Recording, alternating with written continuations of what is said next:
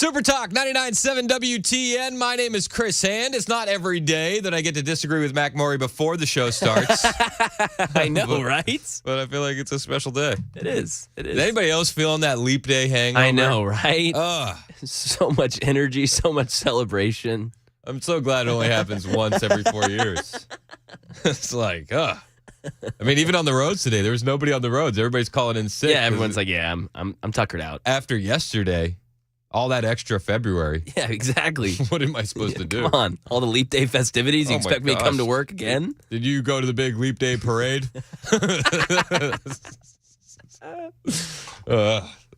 My wife said that she liked our leap day segment yesterday. Good. I thought it was great. It's rare when Virginia tells me I liked what you did on the show, so I thought that was a big compliment. I'm kidding. She listens all the time. No, we'll do it again in 4 years. Listen, we have a few of those left. Yes, sir. I hope so. Lord Fingers willing. crossed. Lord willing. All right, so it's an agenda-free Friday. Lots of stories happening this week, and it's hard to keep up. And maybe there's something that you wanted us to talk about that you didn't hear. You know, nobody can listen to the whole 3 hours. Show starts at 9, Todd. But nobody can listen to the whole 3 hours every day of every week. Some of you do, and God bless you, because we are a lot to deal with. But was there something you thought we should talk about this week? Was there a big story that you wanted to weigh in on? Something we missed? That is what Agenda Free Friday is for, and that's why the phone lines are open for you. 615-737-9986, 615-737-9986. You can also text us on the Members Nutrition text line. As we wait for your calls to come in, I do have to ask you, Mac Murray, why do your Chiefs fans keep committing crimes? Who this time? I think you know. Chiefsaholic. Chiefsaholic. Oh. And why didn't you bring this up? It's dude, it's a tough spot. I met Chiefsaholic. You met him? I met Chiefsaholic at a game. I used to think he was awesome. I thought he was so cool. He's still pretty cool. I mean, it's a cool story. I mean, he's not great. Holding a gun to a woman at a local bank and threatening to kill her isn't what I don't necessarily see. I go surface level. So when I think bank robbery, I think more train style, but I guess you're right. Xavier Babadar, one of Mac's friends, the notorious Kansas City fan. Whoa. What? You said you met him and you thought he was cool. One time. You're pals. Xavier Babadar, the notorious Kansas City Chiefs fan, known as Chiefsaholic, has likely attended his last Chiefs game. He faces up to 50 years in prison after pleading guilty to a string of robberies in the Midwest. And yet, you still support the Chiefs. He had this whole fake story that he went to Kansas State and studied engineering and started opening up these warehouses. And I was like, dude, he's self-made. He gets to go to all these games. He's just driving game to game. He's a few years older than me. Man, this guy's awesome. And then I was like, oh, that's how he's going to every game. He paid his way through college. He didn't get saddled with that bad debt. So he had it's not funny, really. No. It's actually kind of horrifying. He had a violent crime spree across the Midwest and traumatized bank employees and victimized financial institutions in 7 states, according to U.S. Attorney Teresa Moore. They said the defendant tried to conceal hundreds of thousands of dollars in stolen cash by using it to gamble online and at casinos, but the odds caught up with him. With today's conviction, he will be held accountable for the full scope of his criminal conduct, including his attempt to flee from justice. Yeah, it's tough. I mean, and if you don't know the story, lots of Chiefs fans knew him because he showed up to every game in this large wolf suit.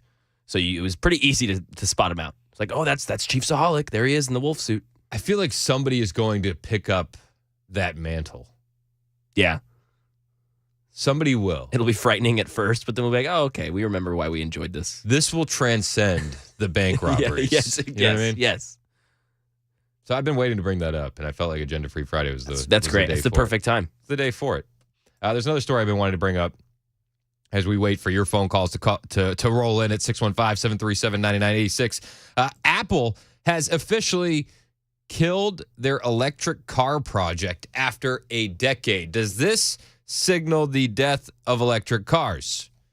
What is being called the I surrender. After a decade of secret development, Apple has scrapped its plans to build an electric vehicle to compete with Tesla. The tech giant had announced plans to release its debut electric vehicle in 2028, and they had announced that just last month. But now Breitbart News reporting that Apple scrapped its plans of the iCar. And the cancellations, again, come just after a month after it was announced by the company. Reports first started coming out in around 2014 that Apple was recruiting automotive engineers and talent from major car companies, kicking off an ambitious but quiet effort to break into the electric vehicle market. They had never publicly acknowledged any of this until last month. But at its peak, Apple's Special Projects Group had thousands of employees. Thousands of employees. The project failed to gain traction within a company focused on consumer electronics and software. And on Tuesday, Apple announced it would be winding down the electric car team and reassigning some engineers to other divisions, signaling an end to nearly a decade of work. It's weird, right? You announced that you're working on a secret project last month, and then not 30 days later, you say, hey, we're not going to do that anymore. You secretly do something for a decade, and then when you announce that you're actually going to do it, it takes 30 days before you cancel it. Yeah, that's weird. It's like, it blows my mind that a company like Apple would make such a mistake. I don't understand it. Yeah, even just from a plain optics perspective, that's really strange. Ridiculous. Yeah. Yeah, I've been sitting on that story. I thought it was fascinating. Yeah, I hadn't heard that. Yeah. The iCar. It's now the I surrender. Mario in the Borough, you are our first friend on Agenda Free Friday. What's up, Mario? Hey, thank you for taking my call. How are you? Good, man. What do you want to talk about? I got two things. One for the legislators in Tennessee, and another one for the president, whoever can get to him and say this. So for Tennessee legislators to please make it illegal to quit spreading cloud seeding chemicals, and second to the president to put a stop to what Obama allowed, running special ops, secret ops on the American people in the U.S. Are you talking about when Obama basically legalized propaganda on the American public? Right. Yes. Yep. Things got weird right after that. And then as far as your cloud seeding stuff, you know that there are states out there that are introducing bills to ban this. New Hampshire actually. One of them up north, they already passed it. It is illegal now. Yeah, so they prohibit Yes. the intentional release of polluting emissions, including cloud seeding, weather modification, excessive electromagnetic radio frequency, and microwave radiation. And they've made penalties for violations of the prohibition. It'll be jail time. Forget penalties. Jail time. Yeah, I'm with you, man, and you can see it happen in real time. That stuff has to stop. Well, I mean, they're trying to make the weather so crazy to make us believe, oh yeah, it's the end of the world. The weather is changing so bad. No, it is not. It's them. It's them causing all this. Yeah, I mean, I don't know. Maybe there's an evil secret plan somewhere. I don't know. There is. I think. I hear you. It's just hard to prove. But I think it is easy to see that something is happening up there. And you see states like New Hampshire outright banning it, which is fantastic, and we do need to ban it. But I've always and I appreciate your call, Mario. I think it's an interesting conversation to have. I've always thought that there is something like that happening. I don't know how nefarious it is. There was a lot of stuff. I forget what war it was. I was reading it that they would create clouds and cloud cover for military movement. And that always made sense to me, especially with all the satellites in the sky. You got to cover up what you're doing on the ground. I get that. I also understand that there's no long-term research, no research on long-term effects of all this kind of stuff. So it's a fascinating discussion, and then they've banned it in New Hampshire. Let's go to Stephen in Antioch. You're next on Super Talk. What's up, Steve? Hey, Did I get to say 2 words that should strike fear in Nashville and their surrounding community? Okay, 2 words. Are they FCC compliant? Absolutely. All right, perfect. Then I'll allow it.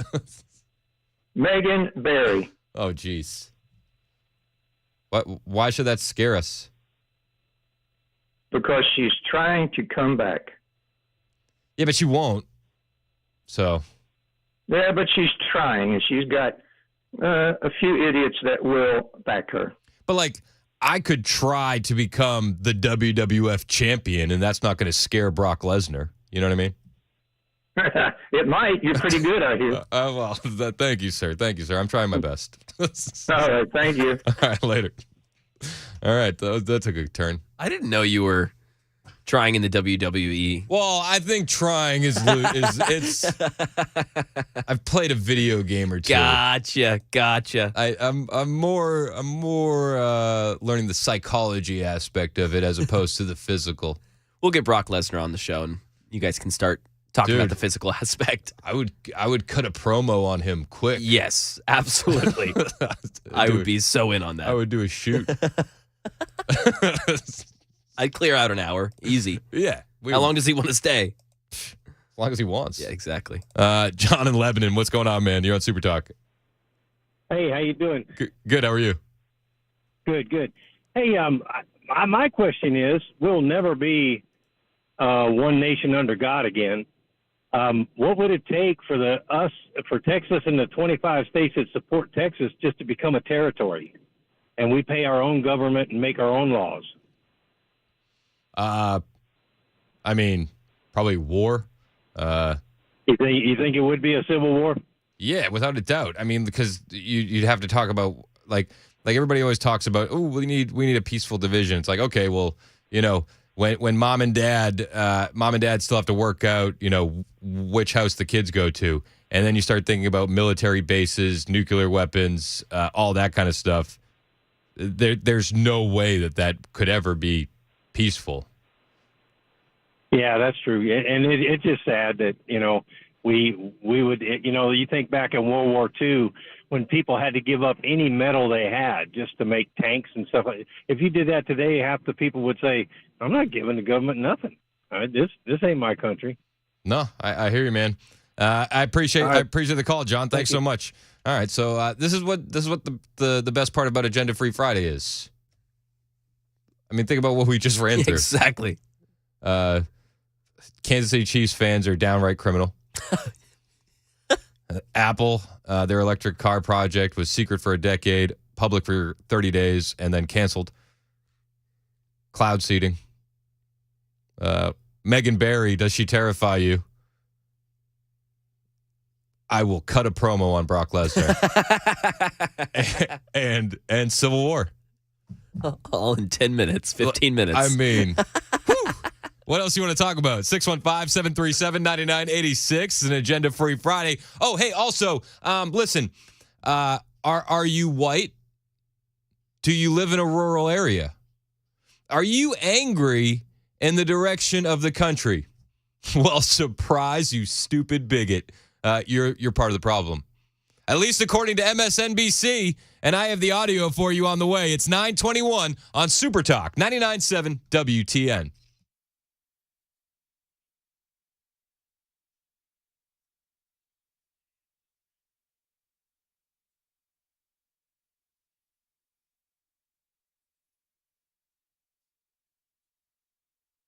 It's cold, it's hot, it's cold, it's hot. It's that time of the year where you're going to be using both your heat and your AC. Is it working the way it needs to be? If you haven't gotten it maintained, you should. The Busy Bee way with Busy Bee Plumbing, Heating, and Cooling. You want to make sure that your HVAC system is working in tip-top shape this time of year. So if you haven't done it yet, be proactive and get that annual maintenance. That way you don't need to worry about repairing or replacing your HVAC system if something is to happen, because you're going to be kicking both of them on sometimes in the same day as we head towards the summer.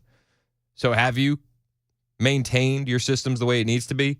Maybe you've been kicking the can on replacing your AC system because it went out at the end of last summer And I don't blame you, but summer's coming close. Do you need to replace that system before the heat gets here? Well, if you do, you're not going to find a better value on replacement systems. Busy Bee Plumbing, Heating, and Cooling offers up to 12 months, no payment, no interest with approved credit. And you can always sign up to be a Beehive member. It pays in so many ways to sign up for that annual maintenance on your plumbing, heating, and air systems from Busy Bee. And you'll get that added rewards and savings by being a Beehive member.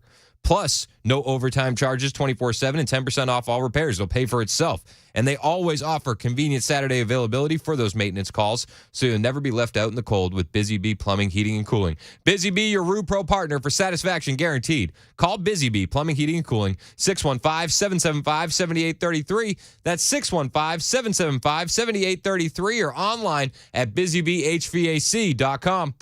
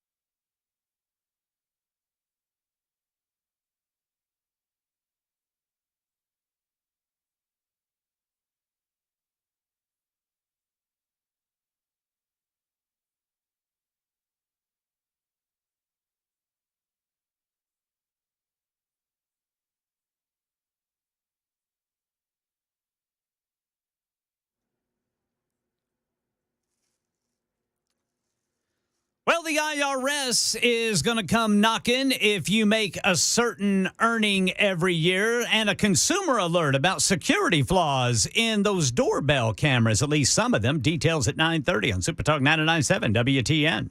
Thank you, Ken Weaver. It is Super Talk 99.7 WTN. MSNBC. Oh, my gosh. Morning Joe yesterday. Did you see this? Saw it on your Twitter, Chris Hand on Air. Yeah. Go follow him. A lot of times. All social media. If you want to know what I'm talking about the next day, if you're following me between, usually my kids go to bed at like 7:30. So like, right around 7:45. Right around 7:45, as you see angry tweets start flying out. That's probably what I'm going to talk about tomorrow. That's mid-show prep. Yeah. That's prime time show prep. No, that makes sense. I finished dinner. I'm getting ready to watch some Netflix or something. And I pop on Twitter real quick. I'm like, oh, okay, this is what I'll be hearing about tomorrow. Chris is angry. I'm like, okay, Chris is mad. So, are you white? Do you live in a rural area? Are you angry about the direction of the country? Well, you're a stupid bigot, according to MSNBC. And part of the problem. These two blokes, I'll call them blokes. Is that a nice way to put it? Love it. These two blokes come on, and they wrote a nice book. They wrote a nice book. It's called White Rural Rage. Joining us now, Professor of Political Science at the University of Maryland, Baltimore County, Tom Schaller, and journalist and opinion writer Paul Waldman. Their new book, out tomorrow, is entitled White Rural Rage, the Threat to American Democracy. And Tom, we'll start with you. Why are white rural voters a threat to democracy at this point? You would think, as we pointed out, looking at Joe Biden's background and Donald Trump's, that the opposite would be true. Oh, the opposite would be true, she says. You know, middle-class Joe, Scranton Joe. Trump's got a silver spoon. You would think that middle-class people in rural areas would love Joe Biden. Wait until you hear what do we say we were going to call them? Blokes? Yeah, blokes. Wait until you hear what these blokes have to say. If you end up disagreeing with them, I just want to point out that's a problem with you. Yeah. Because No. they know so much about middle America. They do. It's scary how much they know. White rural rage. We'll talk about it after the news with Ken Weaver on Super Talk 99.7 WTN.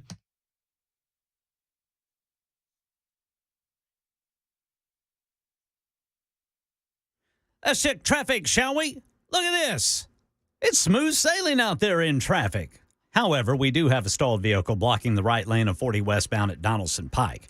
Money News, Daria Albinger says, here comes the tax man. This week, the IRS started sending out non-compliance letters to more than 25,000 people who earn more than $1 million a year and 100,000 who make at least $400,000 who failed to pay their taxes between 2017 and 2021. The program is funded in part by the Inflation Reduction Act. Last week, the agency announced it would open dozens of audits on private business jets used personally by executives and written off as tax deductions. And we got a consumer alert about security flaws. An investigation from Consumer Reports says some doorbell cameras sold by online retailers have security flaws that could allow bad actors to view footage or control them completely. Researchers say they found major vulnerabilities with cameras manufactured by Chinese-based Ekin Group, which uses the brand names Ekin, Tuck, and others. The devices were sold on Amazon, Walmart, Sears, and Temu, which removed the cameras after learning of the report. Walmart likewise says the cameras have been removed and were being sold by third-party retailers. That is the latest news. Weather's next. I'm Ken Weaver, WTN News. What keeps you up at night? Hey everybody, Dan Mandis here. Got my first shipment of emergency food from My Patriot Supply. Gonna make these pancakes. Now you prepare and cook them just like regular pancakes. But thanks to the special packaging, they last for 25 years. So when things go wrong, you are eating right with My Patriot Supply. And yes, they taste great. Now every week, I'm going to introduce you to different food. My Patriot Supply is America's most trusted supplier of emergency food.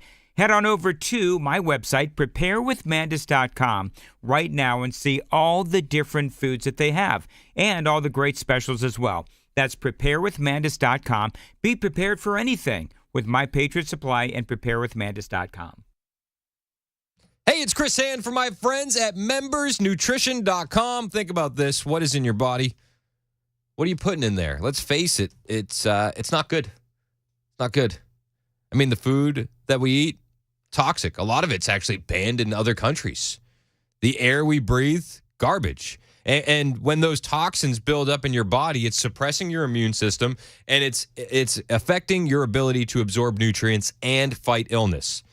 Plus, as that waste builds up, it's going to cause you to age prematurely. It's going to make you feel bloated, gross, sluggish. But there's a way to cure all of that, and membersnutrition.com has it for you. It's the Daily Defense Youthful Cleanse. It's think of it as a way to like change your body's oil. You wouldn't not change the oil in your car. This is a way to kind of change the oil in your body and help cleanse for optimal digestive health.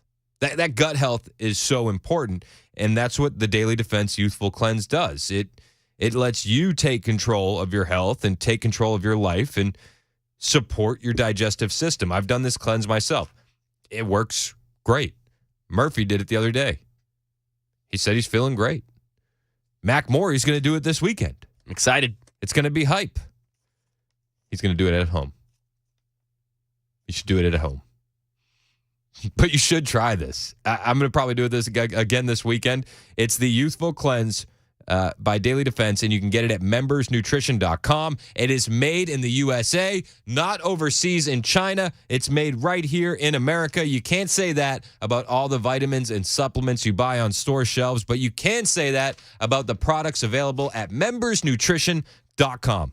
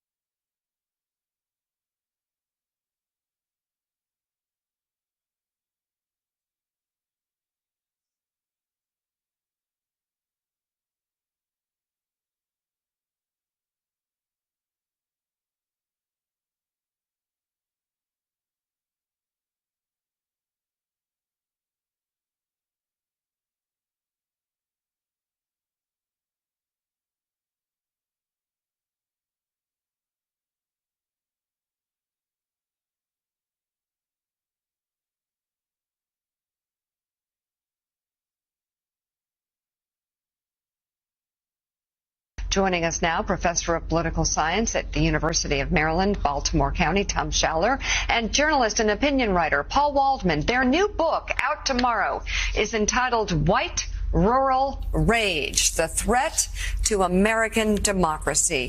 And Tom, we'll start with you. Why are white rural voters a threat to democracy at this point? You would think, as we pointed out, looking at Joe Biden's background and Donald Trump's, that the opposite would be true. Yeah, I think the opposite would be true. He's middle-class Joe. He's Scranton Joe. He's for the middle class, right? That's what he says. Super Talk 99.7 WTN. My name is Chris Hand. It's an agenda-free Friday. Whatever you want to talk about, we can talk about. I caught this video last night on the Twitter machine, and it flew me into a white rural rage. I couldn't believe that something so overtly racist is being promoted like it's a good thing. So these two guys wrote a book, a racist book, and of course they have to go on MSNBC to promote it. And, it's because if we hate Biden, then we're evil, racist bigots, right? I mean, that's the assertion that these gentlemen are making. I mean, we lay out the fourfold interconnected threat that white rural voters pose to the country. First of all, and we show 30 polls and national studies to demonstrate this. So we provide the receipts in Chapter 6. Oh, they have you guys, listen, this is how you know it's true. They have the receipts to prove it. You have to get to Chapter 6 for the receipts. But they have the receipts to prove that if you're white and you live in a rural area and you're angry about the direction of the country, then you're an absolute bigot monster. And you should repent. You should repent if you check any of those boxes. They're the most racist, xenophobic, anti-immigrant, and anti-gay geodemographic group in the country. The most racist, xenophobic, and anti-gay, anti-immigrant group in the country. This is honestly just slander for slander's sake. They're attempting to sell books to people suffering from white guilt and a victim mentality, and they're going on MSNBC to shill it. I can't say that I'm shocked by this, and I think that the people that are going to buy this book are going to be predominantly white, which is just wild to me. But you're the most racist, xenophobic, anti-gay, anti-immigrant group in the country, okay?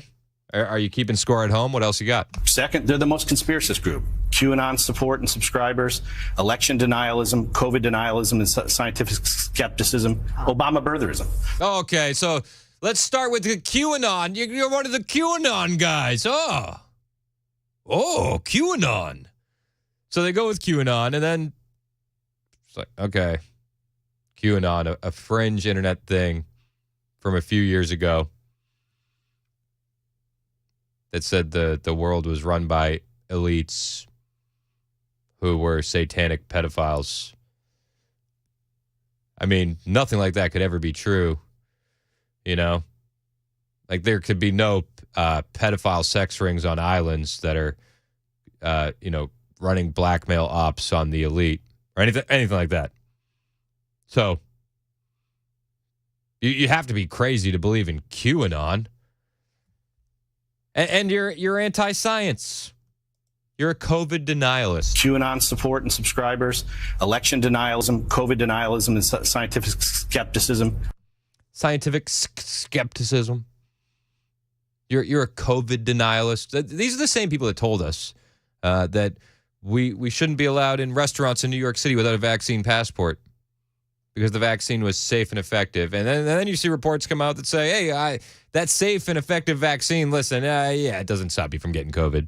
And it doesn't stop you from transmitting COVID. And sure, there's a slight increase for myocarditis and pericarditis, strokes.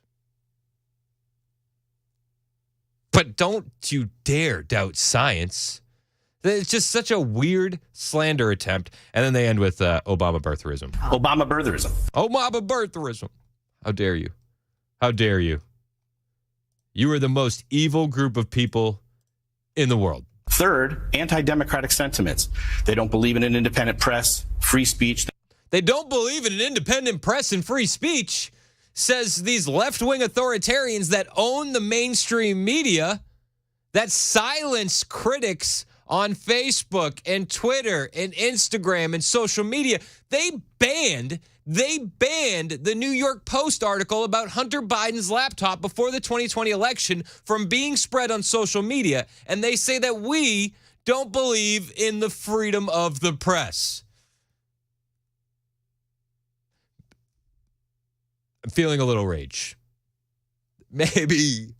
Maybe there's some truth to the rage part. They're most likely to say the president should be able to act unilaterally without any checks from Congress or the courts or the bureaucracy. Yes, we're the most likely to say that. That's us. That's us as Biden. He's most executive orders in history, right? Okay. They're also the most strongly white nationalist and white Christian nationalists. And fourth, white nationalists and white Christian nationalism. Oh my gosh. Yeah, you got to throw Christian in there. You have to. Oh my gosh. Listen, one of the things that Murphy said the other day, I loved, and I love Murphy's show. We disagree on things, but I disagree with everybody on certain things. But like, I love it. He goes, okay, well, I do happen to be white, and I do happen to be a nationalist, but when you put those things together, it's just an absolute diabolical evil stew. You know what I mean? Being nationalist in this country just means you're for America. It blows my mind. It blows my mind. And this same guy, if you asked him about black nationalism or Asian nationalism or Jewish nationalism or Muslim nationalism, he'd probably be like, "Oh, that's what makes us strong. That's our strength." they are most likely to excuse or justify violence as an acceptable alternative to peaceful public discourse. Wait. Yeah, whatever. Wait. White middle-class rural Americans are the most ready to accept violence as opposed to peaceful public discourse. Does this guy, where was he in 2020 during the Summer of Love? Yeah. When the businesses were burning. Democrat politicians were cheering this on, bailing them out. Our female vice president, the best female vice president we've ever had, mind you, she was starting bail funds for those rioters. We're the ones more willing to do peace for violence instead of peaceful public discourse? This is just factually not correct. Now, I know networks like MSNBC and CNN were saying these are fiery but mostly peaceful protests. And I know that they won't report on the fact that they burned down churches and burned down Burger Kings and burned down police stations. But I have to point out, there were far more deaths during the Summer of Love than there were during January 6th. These people, they gaslight us, and they think, I think that, like, they think that we're just stupid, right? Like, I think at a certain point, they just honestly believe we're dumb. And that we are too dumb to see through the blatant lies that they spew every single day. They are most likely to excuse or justify violence as an acceptable alternative to peaceful public discourse. So you mentioned a lot of negative factors about this demographic. There's a lot of negative factors. Gary in Springfield, you're next on Super Talk. What's up, Gary? Well, I'm hot. And I'm angry. Do you happen to be white and live in a rural area, Gary? Yes, I do. Oh my gosh, this is what they warned us about, Gary. Yeah, horses, cows, chickens, retired military, retired second career. Don't tell me that you're Christian, Gary. Don't tell me you're Christian. Yeah, in fact, Christian, born again, devout Catholic Christian. Oh my gosh! I mean, I've had so much. I mean, charity giving. Love my neighbor. I love black people. You're a monster. Yeah, and I have a tattoo of the Israeli flag on my left arm. I put on after October 7, 2023, and I had the date there because enough's enough. What happens to the Jewish people? That flag is on me tattooed. And I have the Tennessee flag on top of that. And the reason being is since this administration hates the Jews, and I know they do, I decided I know Tennessee is for Israel. Yep. So I have the Tennessee flag above the Israeli flag with the Star of David and the date. And the date is 10/7/2023. And that's it. And so I know that way they like to do it is you have an old white guy say, if you don't vote for me, you ain't black. Yeah, many such cases. That's right. So if you don't do this, you're a white supremacist. If you don't do this, vote for us, you're an anti-Semitic. Mm-hmm. Well, I have a tattoo that says I'm not an anti-Semitic. I don't know, Gary. If you listen, Yeah. if you listen to CNN or MSNBC, that might be cover for a Nazi. Yes, that's exactly right. Yeah, I'm SS, I'm SD, I'm a Gauleiter from Hitler's time. Of course, I'm 70, so I'm still not old enough to have been one. Yeah, I mean, I'm whatever. But I'm new. I'm Vietnam era, so spit on me, serve my country, career guy, military. I've heard this crap before. They talk about follow the science. I'll guarantee you 99% of these people didn't even take a science curriculum. I've had science, lots of it, math, lots of it. I mean, it's just these people, what they've done is they have literally, in 2020, with the Summer of Love, they finally sowed a wind. And now they're going to reap a whirlwind because if I just speak, I have a political science degree too. If I speak, there are 1,000 people believe the same thing I do. So for every one of us, that's how they do politics as far as surveys really go. They know if one person answers a survey, there's 1,000 just like them. So they sowed the wind, and they're going to reap the whirlwind. And if they really think I'm dangerous, I got news for them. I am. Because the day they want to fulfill their Marxist, nationalist, utopia world, well, I got news for them. I am armed. I'm serious. I hear you, Gary, and I appreciate your service, man, and we respect your service, buddy. Thanks for the call. Yeah, I mean, they do want to gaslight you. They do want to push that communism and that Marxism, and they'll tell you, listen, we're not indoctrinating your kids, and we're not allowing crime to destroy cities, and we're not replacing you. And they'll tell you that they're not trying to imprison our political rivals, and they'll say we're not using the federal government to for Democrats to get out the vote operations, and that those are all just conspiracy theories. And then they'll have two MSNBC guests promote their book and say white rural voters are a threat to American democracy. But all that other stuff is just conspiracy theorists. So don't be a bigot, right? That's Are you going to pick up white rural rage? It's in stores everywhere. It's on sale. It's going to be a big sale soon, I can imagine. I was thinking about picking up Peter Schweizer's Blood Money. That's his book about China and what they're doing. But I don't know. After hearing that MSNBC interview, I think I might lean towards white rural rage. seems like a little bit of a lighter read, you know?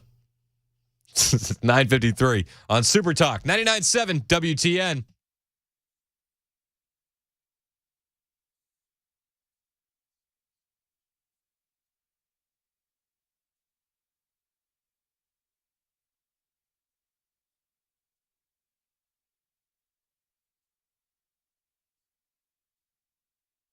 Hey, it's Chris Hand for my friend Paul Winkler and Paul Winkler Inc. Now, you probably know Paul. I mean, he's been hosting his investor coaching show for like 20 years, over 20 years. It's incredible. It actually runs every Saturday right here on WTN from 3 to 6. But you may not know that Paul started the show after he spent time studying under an economist who went on to win a Nobel Prize. Like, that's where Paul kind of got his feet wet. I mean, it's pretty cool. He's also an avid collector of financial planning designations, up to 8 now. As you guys know, my wife and I, we work with Paul. We've come up with a great financial plan for my family, and I heard him on WTN long before I got my show here. Paul's actually a more senior member of WTN than I am as far as shows go. But when I came on board, his firm was the one I wanted to work with, and here's why. They hold themselves to the highest level of fiduciary standard and status. And as such, I got to tell you, I'm paid every time these commercials air. That's the law. You know, laws are tricky things. But where else do you hear that, right? I like that they do nothing on commission. I think that's huge because you can be sure that when they give you advice for your financial future, it's for you and your future, not theirs, because nothing's on commission. They also educate you so that you don't get that uneasy feeling of just blind trust. They'll make sure you understand the moves that you're making. They look at your whole financial picture. They help you make decisions, and it's worthwhile having that reassurance for your future. So here's what I want you to do. Set up a 15-minute phone call with Paul's team. Just start there. The phone call is free. And after that 15 minutes, if you aren't sure that Paul's the guy for the job, then you're probably not going to do any financial planning at all, because all it takes is a 15-minute phone call to understand that Paul's team is absolutely legit. All you need to do is go to paulwinkler.com. That's it.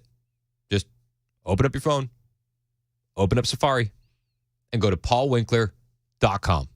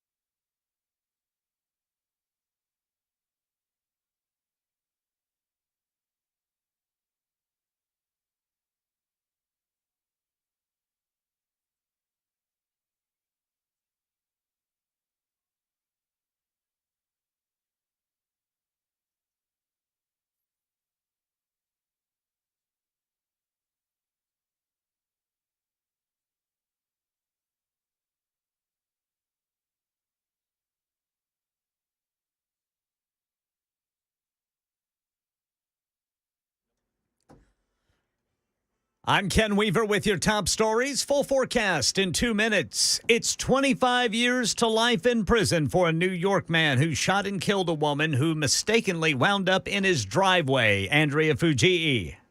Last year, 20-year-old Kaylin Gillis was with her friends looking for another friend's house late at night in rural upstate New York. She was the passenger in one of the cars that mistakenly drove up Kevin Monahan's driveway. His lawyer says Monahan felt threatened by the group and fired a warning shot in the air, then stumbled and tripped, accidentally shooting another round that hit Gillis. You know this can happen. It took the jury less than 2 hours to find Monahan guilty of second-degree murder, reckless endangerment, and tampering with physical evidence. Yeah, prosecutors today argued that Monahan was motivated by an irrational rage toward passengers, or rather trespassers, I should say.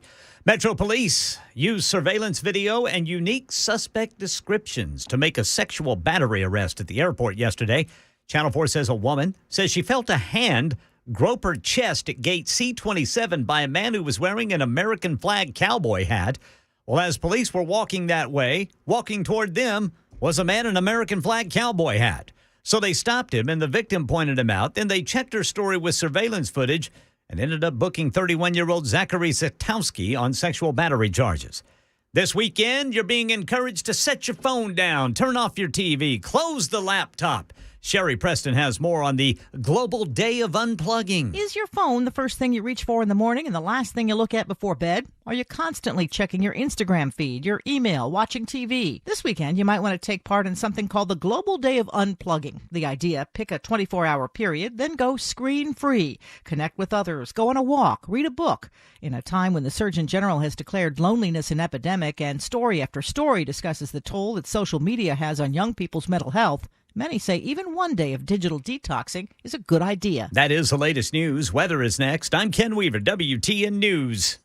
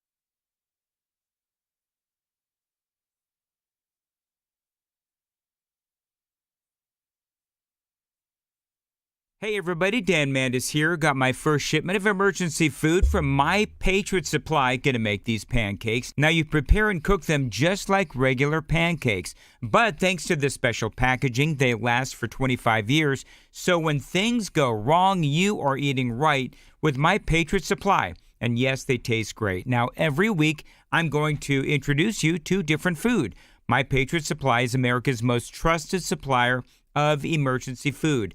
Head on over to my website, preparewithmandis.com, right now and see all the different foods that they have and all the great specials as well. That's preparewithmandis.com. Be prepared for anything with My Patriot Supply and preparewithmandis.com.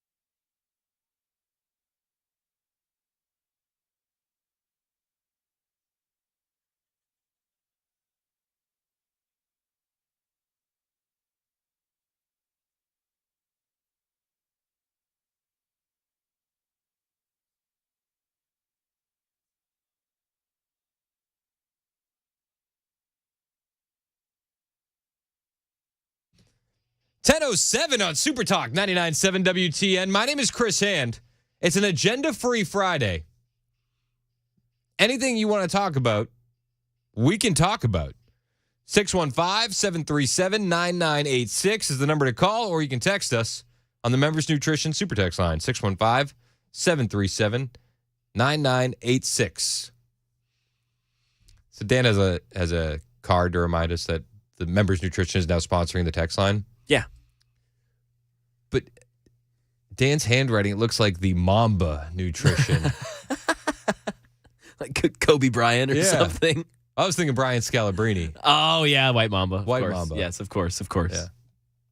Different Mambas for different folks. Yeah, of course. Yeah. I love me some Scalabrine. He's one of the best. Yes, absolutely. All right. Now that we've alienated the entire audience, they don't know who we're talking about. Exactly. Two Celtics fans. Ken Weaver comes in here a minute ago. Do you know what he said? He said this weekend there's a global unplugging where people are like, you got to put your phones down all weekend. Really? I know. I didn't hear anything about this on Twitter or Facebook. I've not seen anything. Nothing on Instagram. That's odd. Do you think they're suppressing that? Yeah, the Global Day of Unplugging. Yeah, the first Friday in March. It starts today. I've already failed then if it starts today. Yeah, same. Definitely same. Yeah, it encourages families to step away from screens, spend time with one another. Good Morning America talked about it, apparently. Teenagers everywhere responded with a, ugh. Yeah, oh, yeah, of course. The eye roll of all eye rolls. I got a Members Nutrition super text here in the theme of Agenda Free Friday. 2199 said, "Who is going to be Mac's best man?" It's me. He hasn't officially asked me yet. I feel like, after I saw what you did for Hannah, I figure you're planning something just as special. Oh, of course. Of course. Oh, yeah. Got lots of preparation to do. Yeah. Just give me some time. Financially, I need to get ready to ask because it's going to be a huge event.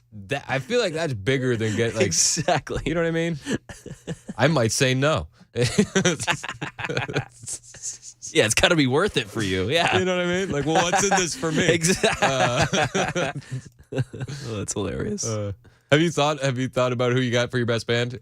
Yeah, I think so. Which one? Which brother? I think it's going to be my oldest brother. That's cool, man. Yeah, it'll Good be for awesome. you. Yeah, it'll be great. Yeah, it'll be awesome. I'm so excited for you guys. Thanks, man. Congrats again. Yeah, Mac's getting married.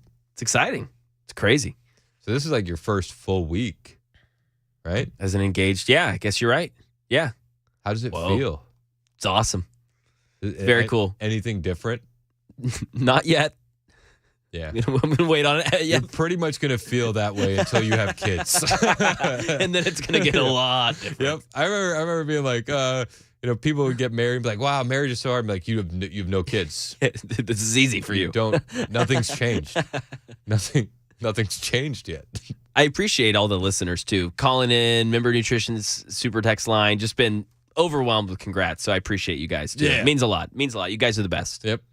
Anne said that she is not unplugging from WTN for $1 million buckaroos. Bingo. Luckily, the Global Day of Unplugging has nothing to do with radio. Yep. Right? Yeah, I don't think so. I don't think we're involved. Right? And 1775 said, anecdotally speaking, Chris is going to be Mac's best man.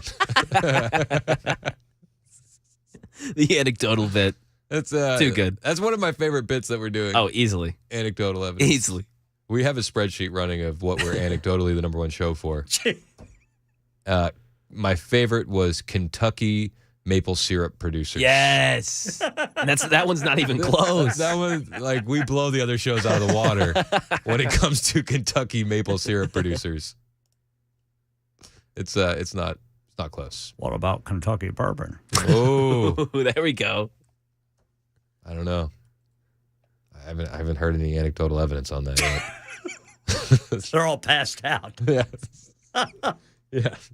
They're in a leap day fog. All right, so there is news, and anything you want to talk about, it's an agenda-free Friday, 615-737-9986.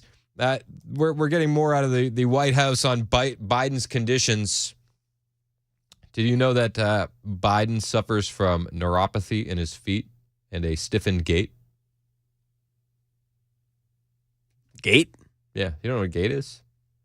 It's like the way you walk. Oh, gotcha. You haven't been down that rabbit hole? Oh, I guess I haven't. That makes sense, though. All right, so your gait is, that's like the way you walk, your stride, right? Is as unique as your fingerprint and more identifiable. And no, I swear to God. And I don't use the God word very often. I swear. And it is identifiable via like facial recognition cameras. They can identify you via your gait. That's nuts. In fact, when you go to communist China, one of the things that you have to seriously, dude. Okay. Seriously. I'm sticking with you. Follow me. Keep score. When you go to communist China, one of the things that you have to give over is your biometric data, and one of those includes your gait. Wow. So I've never heard about this. I've already thought of workarounds, just so you know. 2 different size shoes, couple extra pairs of socks on one foot. This is how we're gonna outsmart the machines.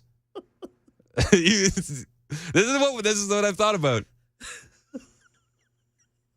You can, come on, you're with me. It's not going to help me, Brother Chris. My legs are 2.5 feet long.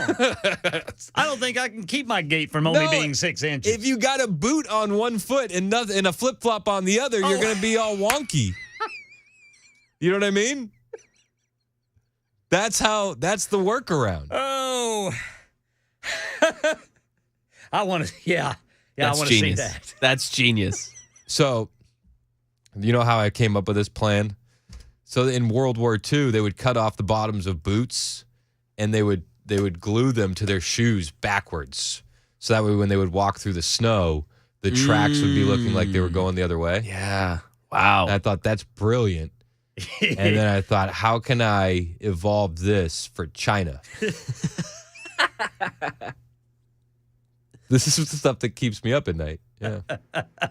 How do we it's like that meme of like the girl looking back at the guy laying next to him. It's like, oh, I wonder what he's thinking about. And it's just you. How do I change my gait so the Chinese Communist Party won't ever know who I am? 100%. 100%. My wife's like, why is he walking around with a flip flop and a boot on? Chris has lost it. I'm like, the commies aren't going to get me. Just pacing around my house at 2 a.m. trying on different shoes. Like, Chris, we're concerned about your children. They keep showing up with one boot and one flip-flop. I don't know. That's my practice, yes. Yeah, this is in case of an SHTF scenario. So I understand it doesn't go with dress code. But these are things that we're going to have. We're working towards something, I promise you. I'm ahead of the curve, trust me. It's a matter of national security. At a certain point, all these kids are going to be wearing different shoes. I swear, when I saw this headline, Biden suffers from neuropathy in his feet and stiffened gait, I had a good feet store joke ready to go. I can't remember it. I can't. Dang it. So thinking about how to outsmart the commies got me off track. That's real, though. The gait thing is real. Yeah, I'm now in the middle of kind of. Are you fact checking? Yeah. Well, not even. I'm just like very interested. I believe everything that you're saying. Now I just have to do this for myself. Once I proved that they were killing birds to put robots in them, I think that there's not a lot I'm going to put on the table that you're not going to take at face value moving forward.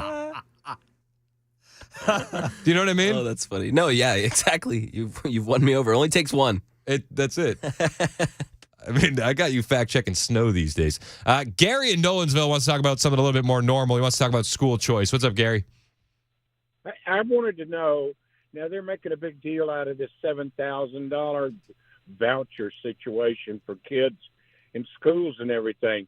I chose not to have a child, so what am I going to get in lieu of?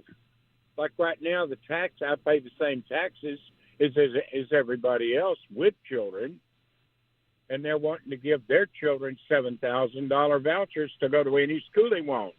Why shouldn't I get something for not having a kid and having to pay the same taxes? I don't know. I don't have any good answers for you. Okay. I know.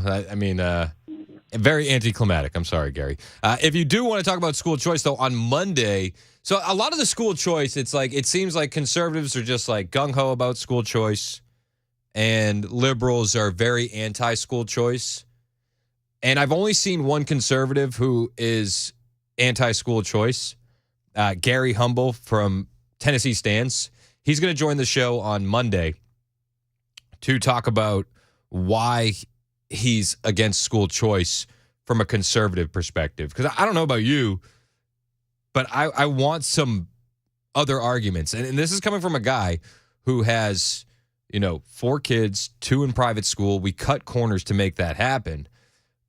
But I don't want to hear just leftist arguments against school choice. I want to hear conservative arguments against school choice. And it seems like Gary from Tennessee Stands the only one offering up a conservative argument against school choice. So on Monday in the 9 o'clock hour, he's going to be joining the show to talk about that. So I'm looking forward to that conversation. As far as not having kids and wanting a check from the government, I don't know. I have nothing for you there. Matt, can you call somebody and figure out we can get that guy a check? Fact checking. All right, perfect. Let's go to Skip in Hendersonville. He wants to talk about Biden's gate. What's up, Skip? Hey, just wanted you guys to think about maybe you should check the videotape the way Biden's gate is now versus the way Biden's gate was previously, because like a fingerprint, and that whole analysis goes back. We actually perfected that.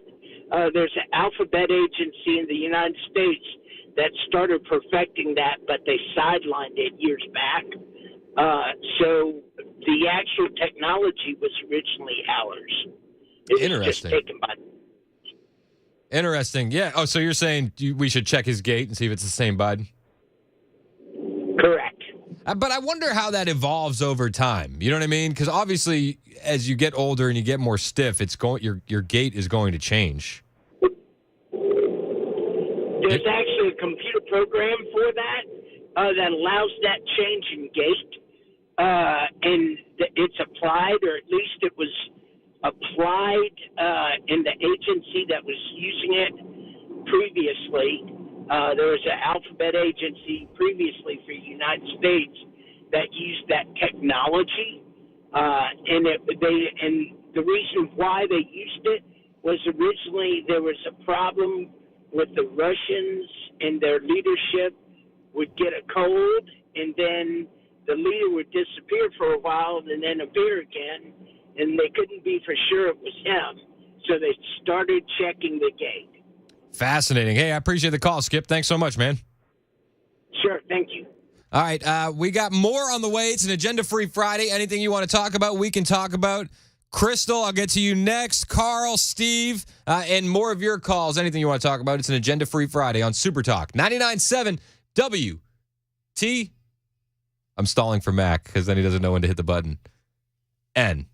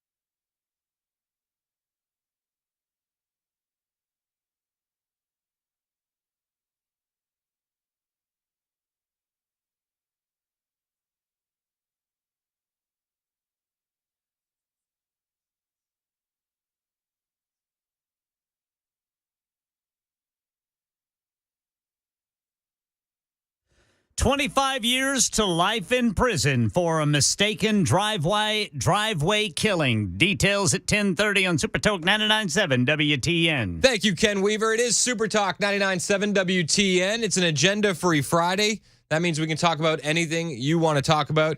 Let's go to Crystal in Nashville. She wants to talk about Sebastian Rogers, who is the missing teenager out of Hendersonville. What's up, Crystal? You're on Super Talk. Hey, Chris. How you doing? I'm good. How are you? I'm doing pretty good. I just wanted to talk to you about this case. I didn't know if you'd had a chance to really look into it or not. I've been paying attention to it. I don't know. At least for me, I don't know about anybody else. These cases are like tough, and because I got young kids, so I put myself in the parents' position, and I just want to I usually just say a prayer and keep him in my thoughts, and I pray that he's found, but. It's super sad. Sure. Super sad. For sure. I'm a grandmother. I get it. It's terrifying, and especially with an autistic kid, too. Absolutely. What bothers me though a little bit is that the parents have just gone stone cold silent, and that's unusual. My daughter is a licensed PI, and so we look at cases from time to time. She shows me things about them that she came across. I don't know. I don't know how unusual it is, right? I mean, parents grieve differently. Sure. They do. They grieve differently and they handle things differently.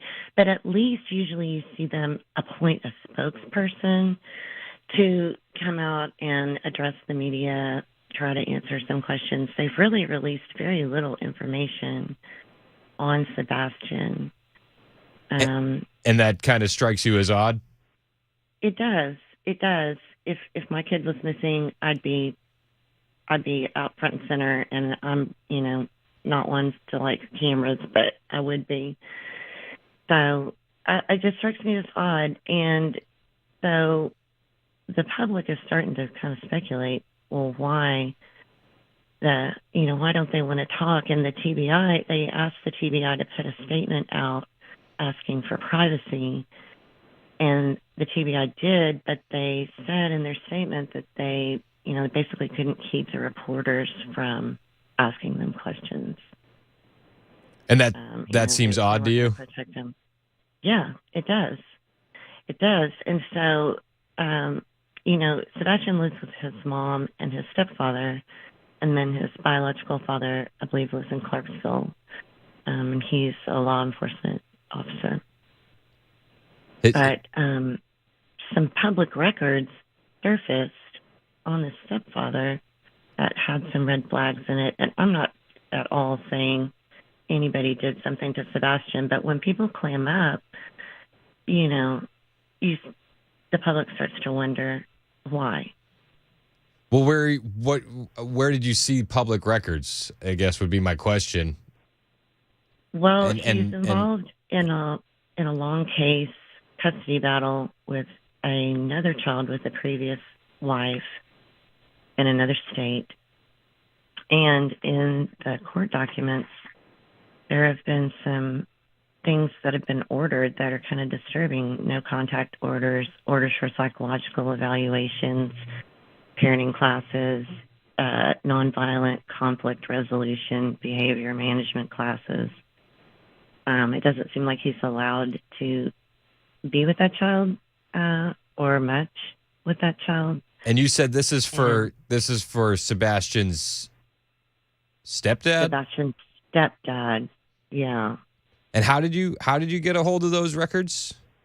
My daughter is a licensed PI and is involved in researching cases.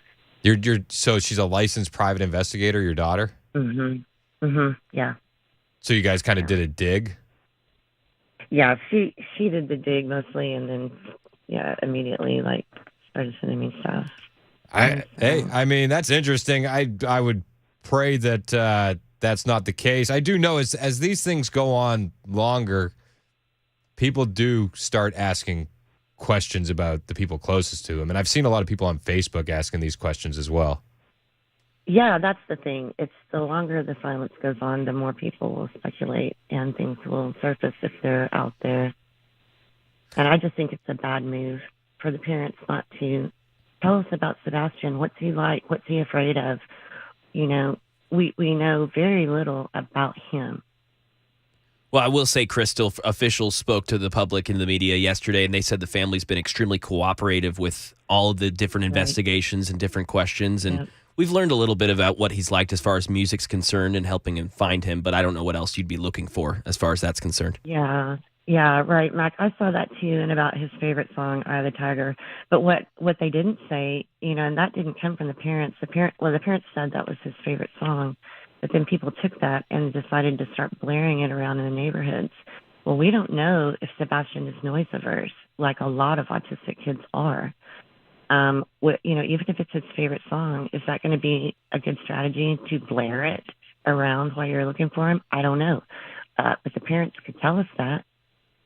No, it's interesting, and I mean, I think at the end of the day, we just pray that he's found safely and quickly, and I think that's all we can do. I appreciate your call, Crystal, and you know, I like I've seen other people asking these questions as well, so I don't think that you're alone wondering, you know, if there could be foul play, but I think at the moment the best we can do is just pray that that's not the case. Pray for a safe return. Yep, exactly. Hey, thank you for the call, Crystal. I appreciate it. All right, brother. Have a good one. You too. Take it easy. It's 10:31 on Super Talk 99.7 WTN.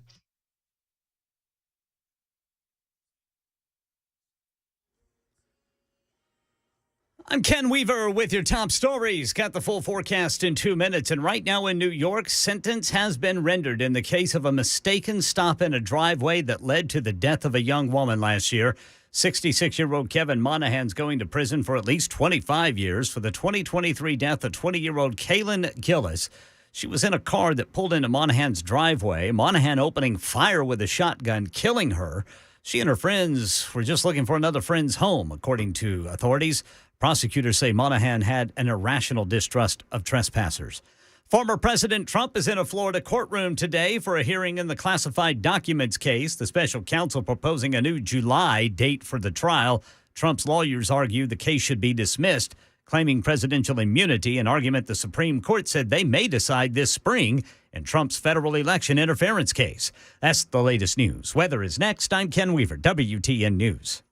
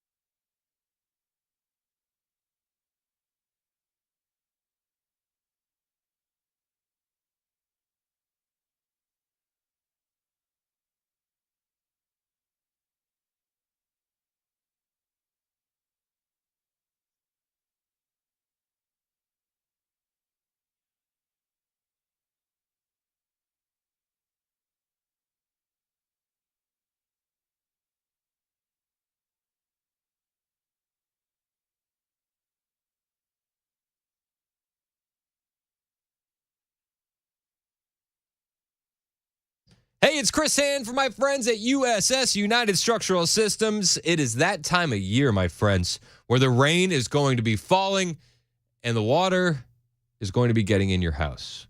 It's going to be coming in through your crawl space. Ugh. What are you going to do when that water comes into your property? Well, there's a guy that you can call. It's United Structural Systems. They've been doing it in Middle Tennessee since 1994, and they are your waterproofing go-to company.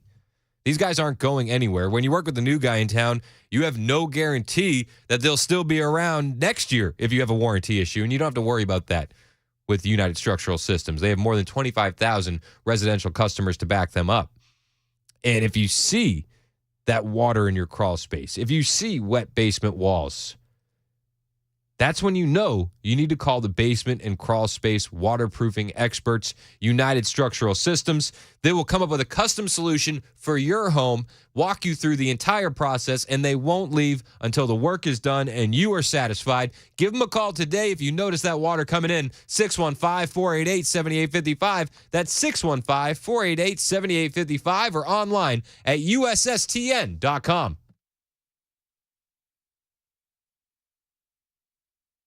Super Talk 99.7 WTN. My name is Chris Hand. It's an agenda-free Friday. Anything you want to talk about, we can talk about. 615-737-9986. Let's go to Carl in the borough. You're next on Super Talk. What's up, Carl? Well, hey, thank you very much. First of all, I just want to say with Crystal, the previous caller, I'm kind of on the same ship as her. I can't help but think, was there a family member involved? I don't know, but I hope the kid's going to be okay. Yeah, I mean, I think it's human nature to start asking those questions as these things stretch on. But I think that it's also until you hear actual evidence about it, it's like, well, we got to just pray that he's found. Yeah. You know what I mean? Yeah, you're exactly right. I was just calling you because you were talking about the conservative that's coming on about the school vouchers. Yeah. And I, too, in a perfect world, I would like to know what government program has no strings attached with taxpayer money. Yeah. Quite simply, we don't know how long. Well, I'm hoping and trusting it's going to work right, but in reality, the Republicans will not always be there or conservatives, and that's the slippery slope that I'm worried about. No, and I also get nervous when it's like the only talking points I've really heard against it are leftist talking points, and then there's a lot of people that were just full-throated endorsing this thing before we even had the legislation. Full disclosure, I haven't really dug into what is in the bill yet. I plan to this weekend before my interview on Monday with Gary Humble at Tennessee Stands, who's against school choice. But I kind of am like you. There's no such thing as free lunch. We had our friend Chris Spencer in here who's running for Sumner County and Trousdale County state rep or state senate. And he said to me, what happens if this, leads to an increase in private schools and then we get down the road and it's taken away? What happens to the schools then? And I think that there's a lot of fear of unintended consequences with this thing. That's an excellent point. So anyhow, I think less government is better for society. I'm with you there. Limited government is what we need more of, not more government. Thank you. No, I appreciate it, man. That's great work, man. Hey, thanks, Carl. I appreciate you. And this is full disclosure. Maybe this school choice thing is the best solution to what's plaguing our public schools. I just wish that there were more thought leaders from the conservative side willing to rip it apart, because it seems like a lot of the school choice on the conservative side, that it's all advocating for it. So I'm excited about that conversation with Gary, who is very anti-school choice, and he has been since the jump. And I want to hear it from a conservative aspect, not from a leftist aspect. Does that make sense? Like, give it to me. Give me the argument against it from the conservative point of view, not from the liberal point of view. That's what I want. And then I feel like I'll be able to make a better choice. I'm still just so on the fence of it. And this is from a guy who has 2 kids in private school. And I'm telling you, when I tell you we cut corners to make that happen, that is the God honest truth. We cut corners to make that happen because I feel like the public school system is failing kids across the country. So I don't have all the answers, but I want all the answers. So we'll see what happens. Let's go to Steve in the borough. You're next on Super Talk. What's up, Steve? Good morning. How you doing, man? Based on what that previous caller said, I just want to say real quick, school choice is limited government. You're taking a decision away from the government. You're giving it to parents and families. So I'm all for it for that aspect anyway. Well, but then what kind of regulation comes along with that? And you know what I mean? Testing. Yeah, you have to get it right. I mean, just like you, I haven't seen the bill, so they've got to get it right. But if they do, then, I mean, it sounds like it solves a lot of issues anyway. No, in a perfect world. But, I mean, when's the last time government did something perfectly? Yeah, true.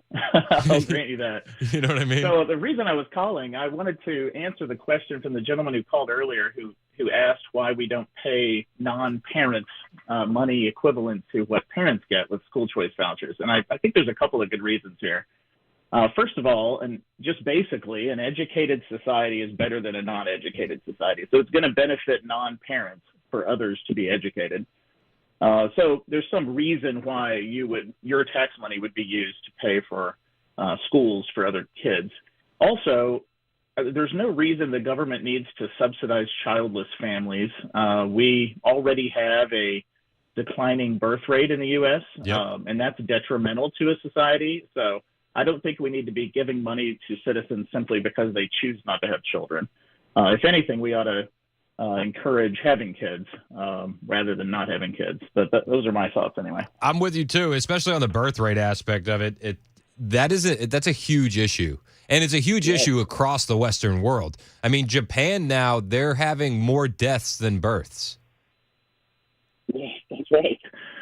And we still have a growing population, but it's only because of immigration. If we, put the curb on immigration, we might see a declining population, and that can destroy a society. So if anything, we need to be encouraging having kids rather than the opposite. I'm with you, but it seems like that there's a full-on onslaught from the media about how great the child-free life is. You see all the social media about the dink lifestyle, the double income, no kids. And it seems like they're selling people a bill of goods. And then they get to middle age, when they're no longer at the age to have children. And it's a lot of regret. Yeah. Oh, yeah. Yep. Absolutely. Hey, I appreciate your call, Steve. Thanks so much, man. You bet. Appreciate it. Yeah, of course. Let's go to Dave. You're next on Super Talk, and you are against school choice. Now, are you against it from a conservative aspect, Dave? Sure. I'm a homeschooling dad, and there's 2 reasons, and one has nothing to do with homeschooling. The first is the basic principle that applies to a lot of things in society. You never get more freedom, which they say this is freedom in education. You never get more freedom by taking on more government. You always get more freedom by having less government intervention. So you could apply that to welfare. You could go down the list of things. But the other thing, I think a lot of people don't think of this because they're defining the terms. This is redistribution of the wealth. It's new money. It's socialism. I hear you, man. I think that's a good argument against it. And it does feel like more government. I mean, if you're homeschooling, you don't have what does homeschooling look like currently as far as what you have to report back to the state as far as what you're doing? We turn in our records and things we belong to what they call an umbrella school, which keeps those records and has those available if they need to be looked at. But I think the test results of homeschooling tells the story. What do you think it would look like if the government was starting to subsidize homeschooling? I think what would happen is they would begin to require certain mandatory testing, and the homeschoolers may not use the same curriculums that the public schools are using, and so that puts those people at a disadvantage.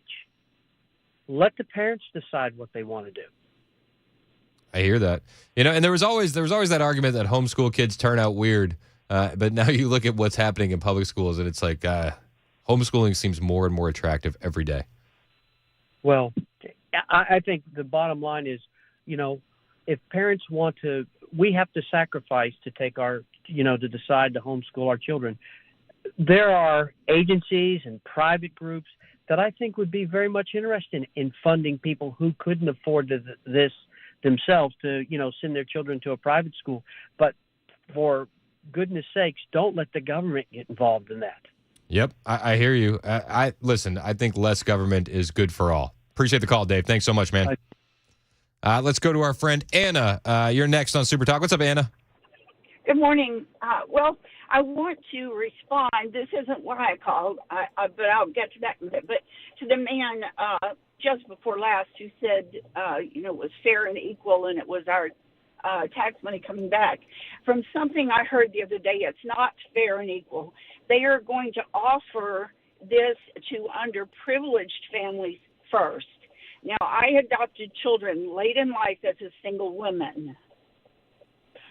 I'm in an area where the schools are supposed to be fabulous, but at that point in time, they were not toward adopted children with special education needs.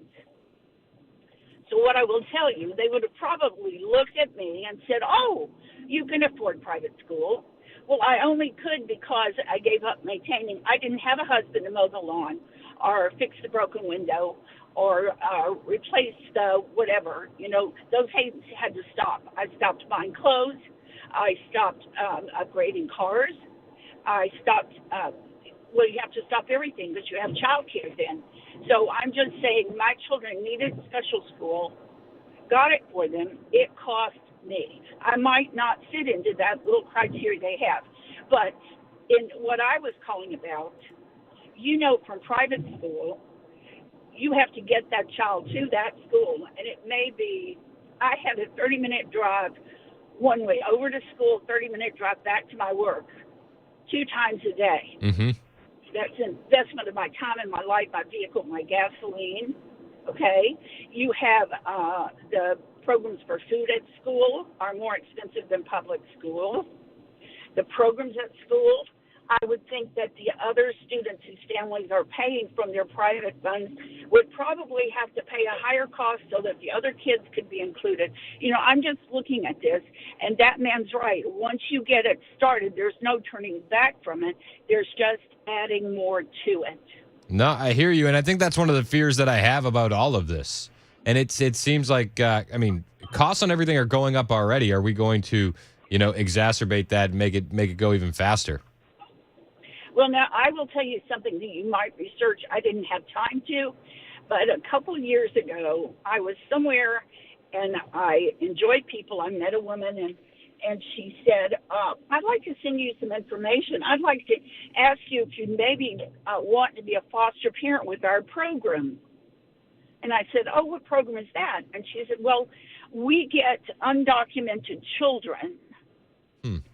And we have foster families for them, and we have a private school just for them that only they come to over in so-and-so, and it's not anywhere near where I live.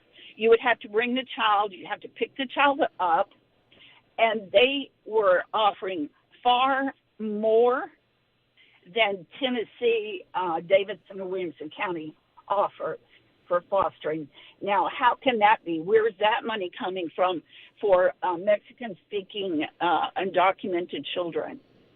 That's fascinating. I didn't follow up on that because I couldn't physically have the time to do it. I couldn't, and I just sort of wouldn't. It sounded like an underculture, double standard thing. Yeah, it feels like that. Hey, I appreciate your call, Anna. Thank you so much for adding to the conversation. Okay. You too. Bye. Appreciate you. I like Anna. Anna calls in a couple times every now and again. Every time she calls, Mac's like, hey, Anna's on her way to work, so you got to get on. Yeah, Anna works at 11. She's got to get on. I love Anna. Let's go to Heather in Gallatin. You're next on Super Talk. What's up, Heather? Hi, how's it going? Good. How are you? Great. I love your show. And I do listen. I'm an Uber driver, so I do listen to you guys almost all day, every day. Perfect. Anecdotally speaking, we're number one with Uber drivers. I believe it. Do you, hold on, real quick, hold on. Before you get into that, do you get weird looks when we start talking about the birds not being real from your Uber passengers? Oh, actually, they become even more conversational, and I turn it down because like I really don't like talking to people while I'm driving. Perfect. I think I would like to just back it up a little bit because I think the school voucher program gives an option to people who don't have any options, right? Part of freedom is having choice, and if you have no choice, then I think that you're really, just kind of stuck with what you have, and that's a frustrating perspective if you live in a community like ours, which is, mainly rural. Like, we have a lot of rural people. I'm from Wyoming, and when you say rural there, that means nobody's around for, 100 miles, but rural here is literally just a big rural community. Secondly, I think the state constantly underfunds the school districts, and that it's disproportionately allocated based on a very archaic formula. I think they call it the basic education program or something like that. And their formula has not been updated or changed since 2007. And so, I feel like we're kind of throwing the ball, we're throwing a Hail Mary pass with this legislation, even though we're offering a choice. I feel like we just need to look at the formula, the rubric that they're using for the basic education program. But the counties are having to pick up the extra cost. But part of me worries that this is, and I hear you on giving people a choice. Part of me worries that this is just the illusion of choice, because if a private school costs $15K, you're offering $7K. Now a family who can't afford private school has to come up with $7K. Is that going to be realistic for a lot of families who are struggling? And then you bring up a good point. And then that's per kid. The county isn't picking it up. And then you got to worry about sports. And then you got to worry about extracurriculars. Then you got to worry about uniforms. Then you got to worry about school lunch. Then you got to worry about field trips. And I don't know if it's going to create the choice that people think it's going to create. True, and I think it's also a shifting of the cost and burden that the counties are currently carrying, because when a school is underfunded, I think the average is around $10,000 per student on national average. Tennessee students get around $7,000 on national average in funding. So we're already down about $4,000, $3,000 to $4,000 per student. And if we're down $3,000 to $4,000 per student, and the counties are picking up that extra cost at this point, the counties are literally now giving that cost to the parents, right? Now the county's not picking up that extra additional cost per student. The parents are picking up that extra additional cost per student.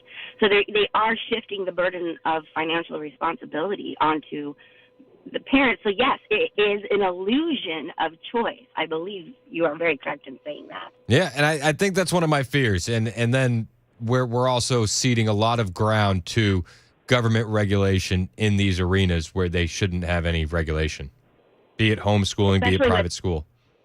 That's why the homeschool committee or convention or whatever they call them, that's why they just don't want to be part of the bill. Yeah, I hear you, Heather. Hey, I appreciate your call. Thanks so much, and thanks for listening to us in the Uber. We appreciate you. Anecdotally speaking, number one among Uber drivers.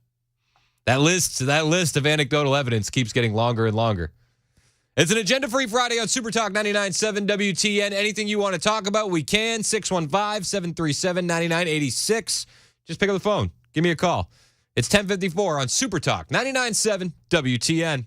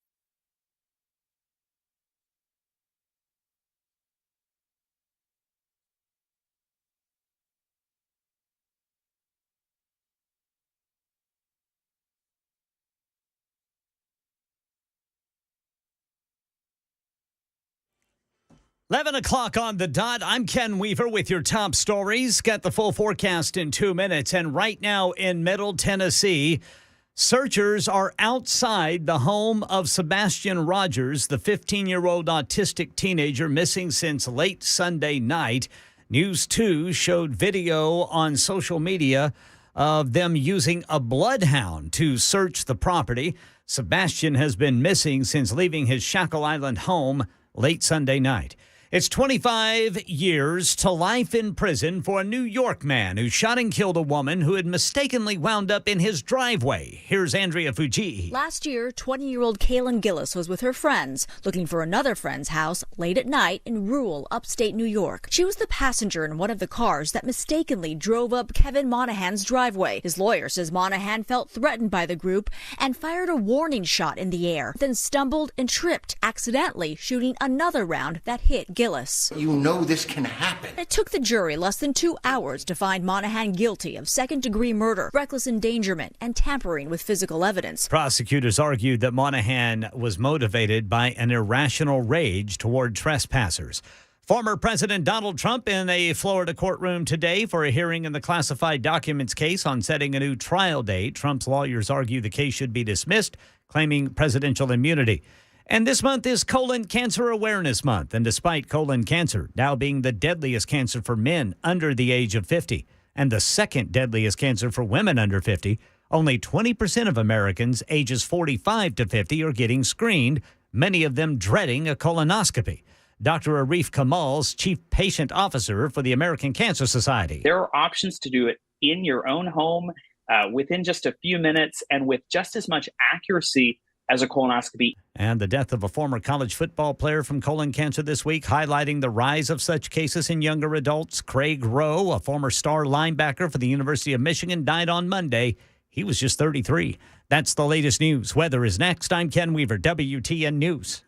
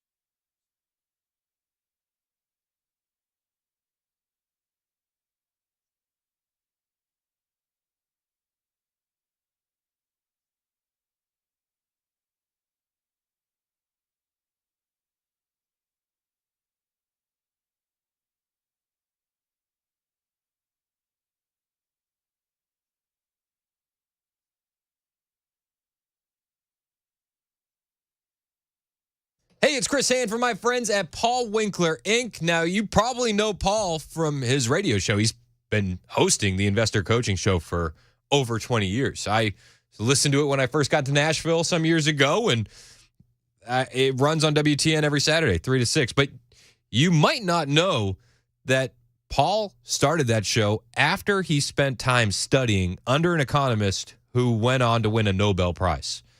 That's pretty cool. He's an avid collector of financial planning designations. He has up to 8 now. And as you know, my wife and I work with Paul. One of the reasons that we decided to work with him is because we used to listen to his show. And we're like, well, we want to meet him. And when I came on board, his firm was the one I wanted to work with. And here's why. They hold themselves to the highest level of fiduciary standard. And as such, I got to tell you, I get paid every time I do these commercials. That's the law. You know, where else do you hear that? I like that they do nothing on commission. I think that's huge. I think that proves that they're planning for you, not the other way around, when they try to make decisions for your financial future. They do educate you so you don't get that uneasy feeling of blind trust. They walk you through every step. They look at your whole financial picture, and then they help you make decisions. So do what I did. Set up a 15-minute phone call with Paul's team. You will not be disappointed. All you have to do is go to paulwinkler.com and get started on your financial journey. The website, one more time, paulwinkler.com.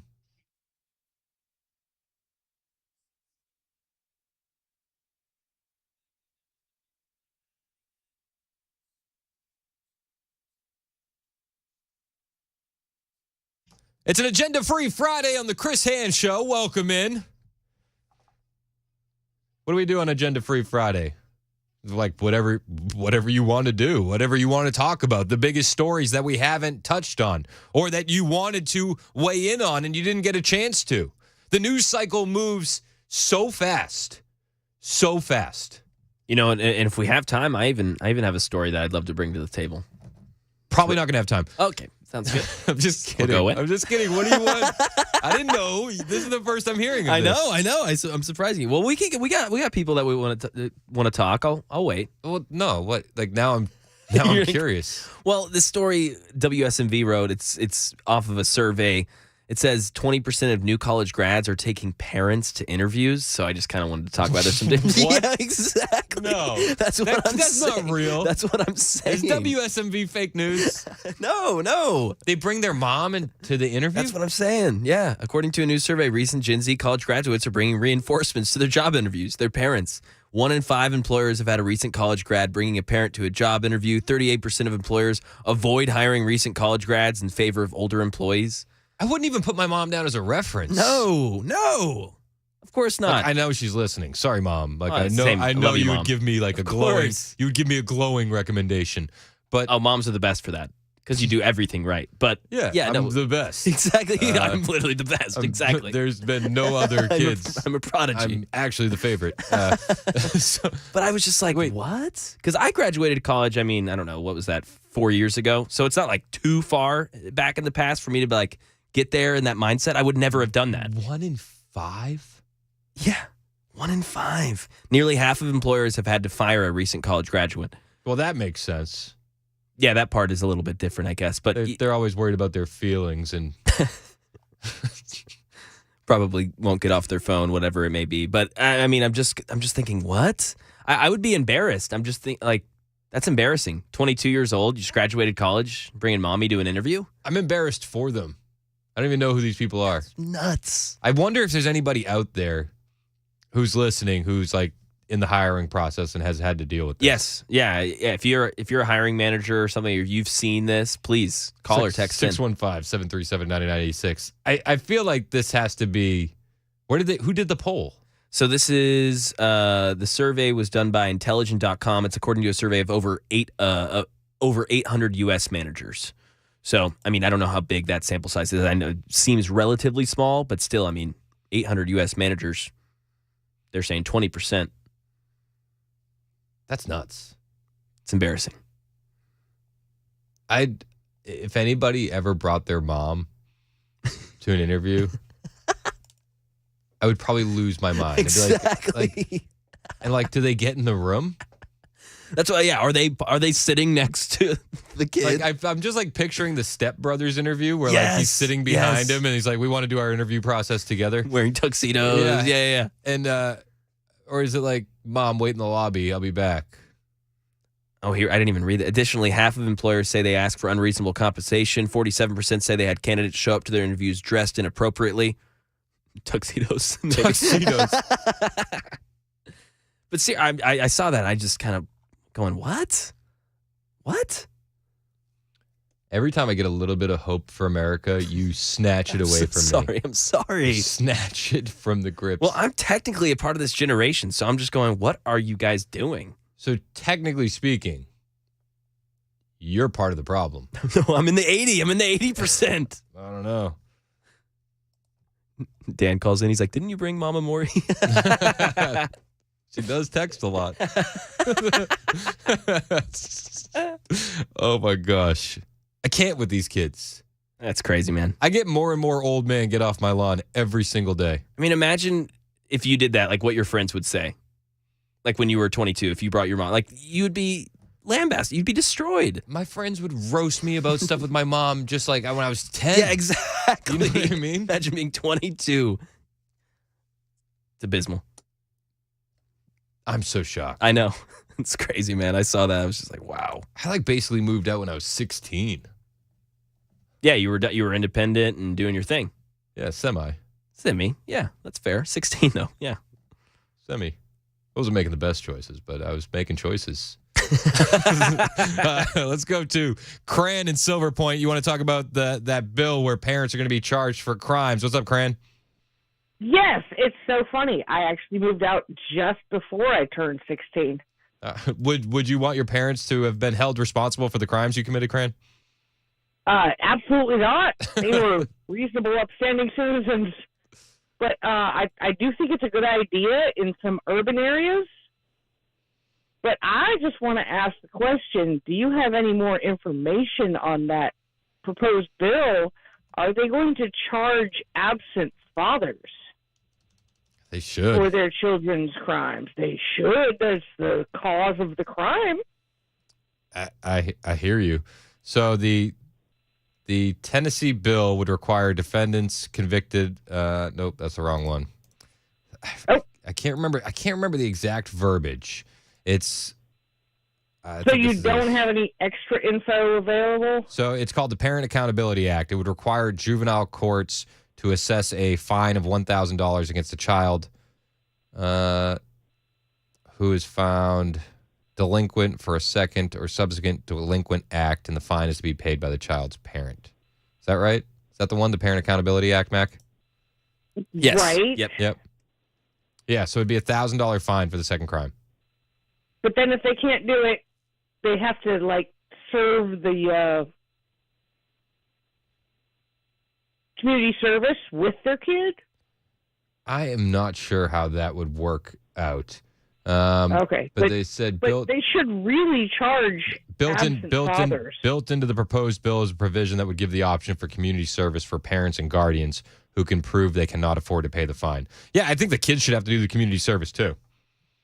Oh yeah, but my point I was asking is, are they going to charge absent fathers? I'm not sure. I think that a lot of this can be pointed back to fatherless homes. Oh, absolutely. And there's a lot of research out there that points to that. That is the cause of a lot of crime. No, I'm with you. I hear you 100%. Appreciate the call, Cran. All right. Awesome. Thank you. Thank you. Cran's bubbly. I like that. She's got good energy, good vibes. Let's go to Ray in Robertson County. What's up, Ray?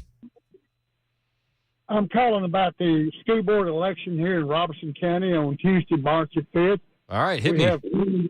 We have candidates who are running who are for school choice, and we have our incumbents who are not for it. And Robertson County is in the bottom 5% of the state of Tennessee, according to the Department of Education.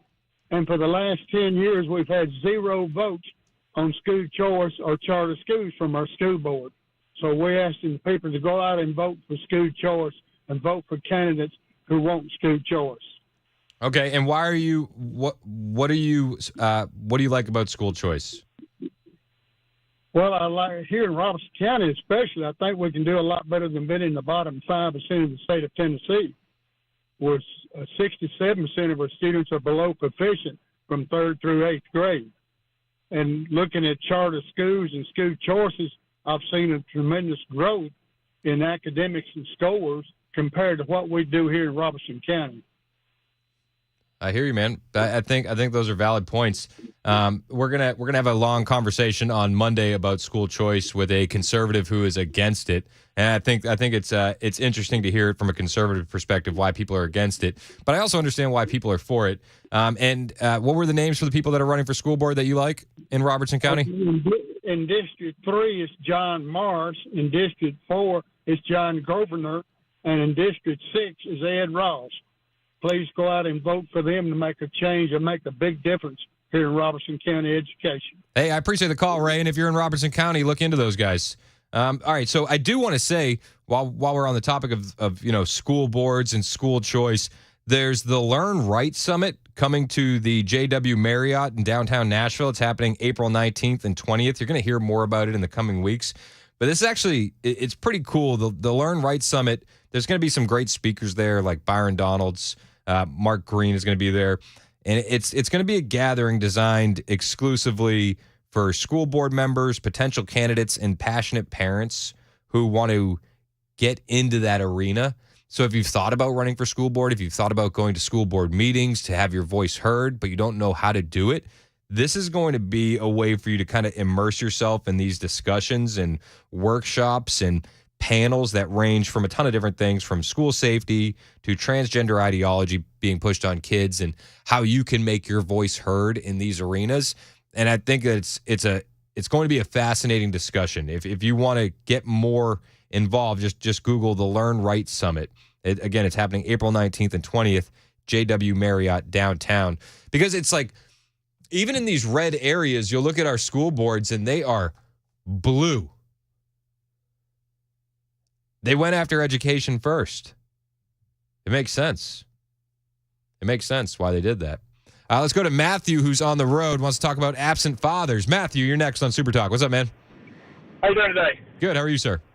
Good. That lady, she called in. She opened the door up. I've been wanting to try to talk about this. So, absent fathers is a result of the family court system. If you look around, and this is hundreds and hundreds of people that I know, that I conversate with, myself personally, I've been fighting for 4 years for equal custody of my children. And it just seems impossible. It seems like the government and those in power do not want fathers in the home. I think that there's a difference between, and this is just me from the outside looking in. I don't know anything specific about you. You know what I mean? Yeah. I think there's a difference between a guy who's in there fighting for custody for his kids, equal custody, and a guy who doesn't want anything to do with his kids. And when I talk about absent fathers, I'm not talking about a guy like you who's in there fighting to see his kids. I'm talking about guys that don't want to even acknowledge that their kids exist. And I think that there's a huge difference. You know, I absolutely agree with that. I think the problem lies with people don't really, generally speaking, they see when there's a single mom with multiple children, oh, the dad must be a deadbeat.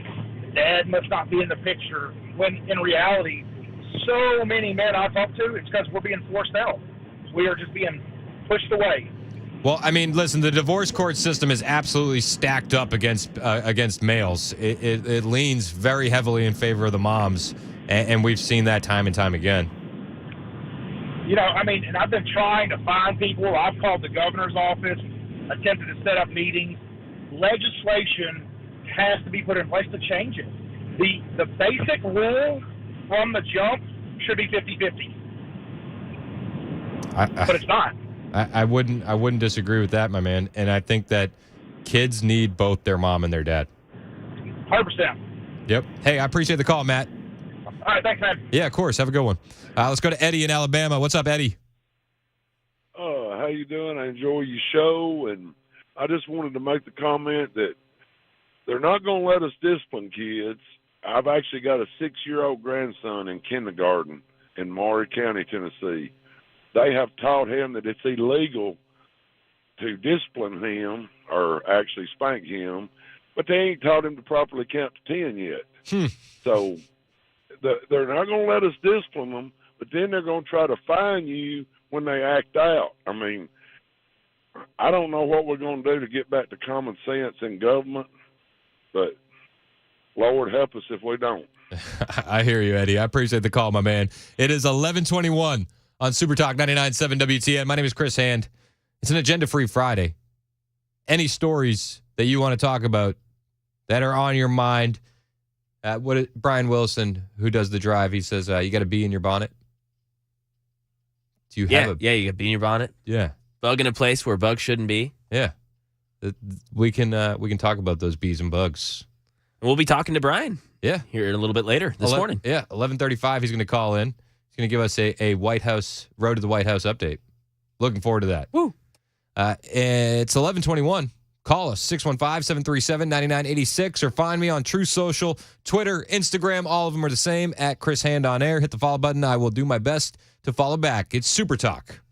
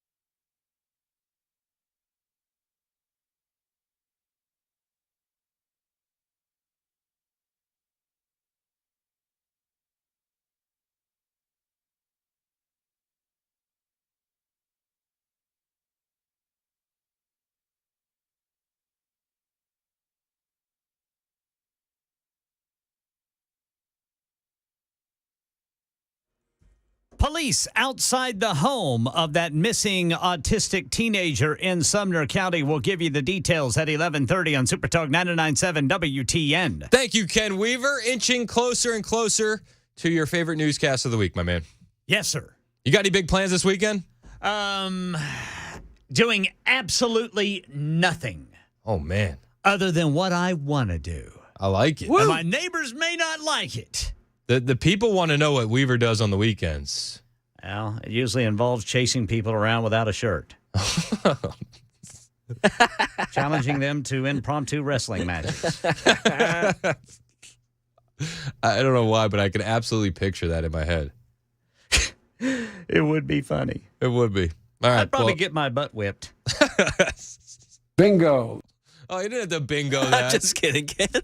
But it is funny. It would be funny to see a little fellow with a long beard chasing people around without a shirt on.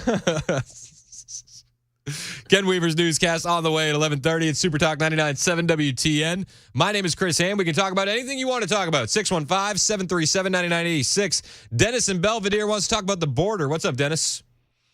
Hey guys, what's up? Love your show. Hey, appreciate you, man. Hey, first, I'm fixing to come out of the country and go up to Belmont and see Travis Tritt tonight, so I'm heading that way here in a little while. Oh, all right, all right. Good show. Prepare y'all self, security and everything. You know, no, I'm just kidding.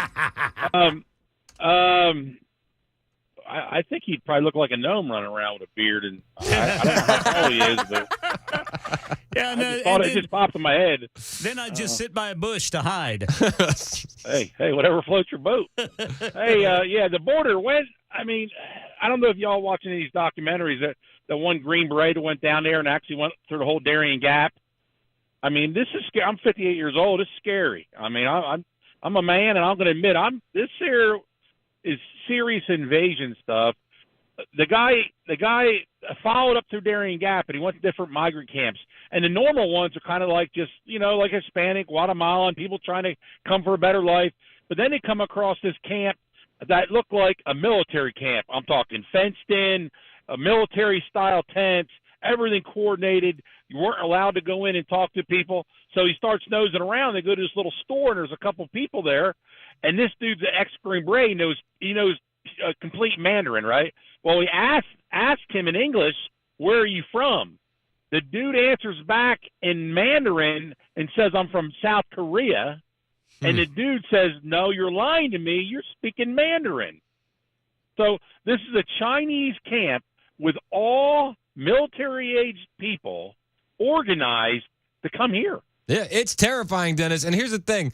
When men are fleeing war, they bring their families with them. When men are going to war, they go on their own. And that's why we're seeing all these men alone. Yeah, well, here's another thing. I called in before lots of times. I work in military installation. I'm not going to tell you where. But we are bucking. I'm a machinist up there. We are bucking the system. Half our parts are from China through these classes. Oh, recognize this and that and honey pots and all that, typical stuff you get when you have clearance, and I'm like, wait a minute, half the parts on this freaking base is from China. Yeah, not exactly. The mask you made me wear during the bullcrap COVID thing was from China. You're the absolutely test right. You gave me to stick up my nose that I didn't use that I told him I did is from China. I mean, I don't believe you when you say they're the enemy. I don't believe it because we're supporting them. Yep, I totally agree, Dennis. I appreciate the call, my man. Thank you so much. It's Gender Free Friday. Anything you want to talk about, we can talk about. 615-737-9986. Chris, yeah, we got someone on the hotline for you. I believe it's your daughter. Oh. Kennedy, is everything okay? You don't normally call me at work. Is something wrong?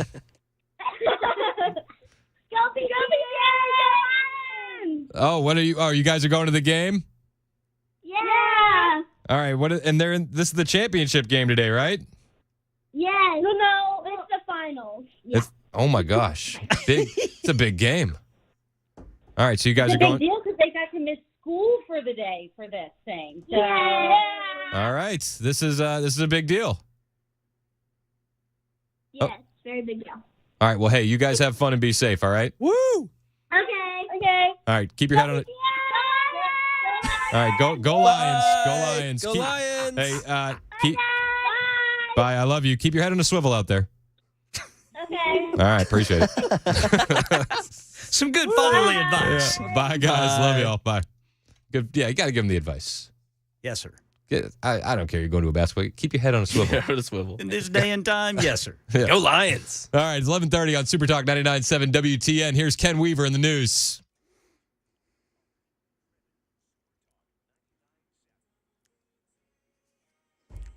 Got the full forecast in 2 minutes, but right now in Middle Tennessee, police are outside the home of Sebastian Rogers, the 15-year-old autistic boy who has been missing since late Sunday night. News 2 posted a video of a bloodhound and its handler in the yard. Right now in New York, this is Judge Adam Michelini giving Kevin Monahan 25 years to life in prison for the wrong driveway shooting death of a 20-year-old woman last April. You shot at a car full of people, and you didn't care what would happen, and you repeatedly lied about it. You deserve to spend the maximum time in prison allowable under our law. Kaylin Gillis and other young people mistakenly pulled up to Monahan's home while looking for a party in an area without cell service. Prosecutors say Monahan had an irrational hatred of trespassers. And here in Tennessee, a bill to require schools to teach firearm safety to students has passed the state house. Now it's up to the Senate. That's the latest news. Weather is next. I'm Ken Weaver, WTN News.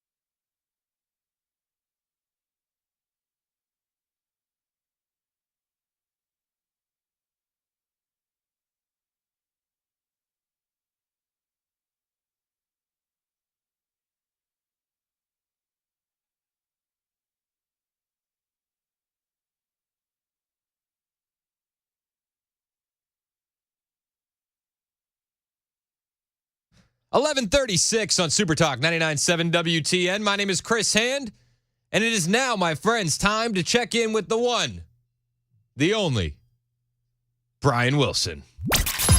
Watch me. And we will make America great again. I promise you, our best days are yet to come. The Road to the White House with Brian Wilson. Presented by Smith Gun Co. in Lawrenceburg. Brian, what's going on, man? Well, just I'm digging out, all these obscure details about Super Tuesday and how it came to be and why it's important. And it really is, I think, sort of, the point where you make or break. Most of these campaigns are going to be, in past years when you have many candidates, it's Super Tuesday where you sort of usually separate the wheat from the chaff and you actually sort of know how things are going to go going forward. Back in the day, before there was a Super Tuesday, a lot of southern states and a lot of the smaller states around the country felt like we get left out of the process because it's already decided by the time we come around. So they moved all their primary dates together so that they would have an impact earlier in the process. And that's how we came to have Super Tuesday, where 15 states will decide, their thoughts about the presidential primaries and who should be the nominee for the Democrats and the Republicans. Fascinating. Out of all the details, the obscure ones are my favorite. That's right. If not for obscure details, what fun is it? That's right. Exactly. Are you going to save any obscure details for our Super Talk Live event at the Nashville Palace on March 5th? If I am anything, I am a font of obscure details. I love it. I promise. I love it. Perfect. What else? What are your takeaways going into this?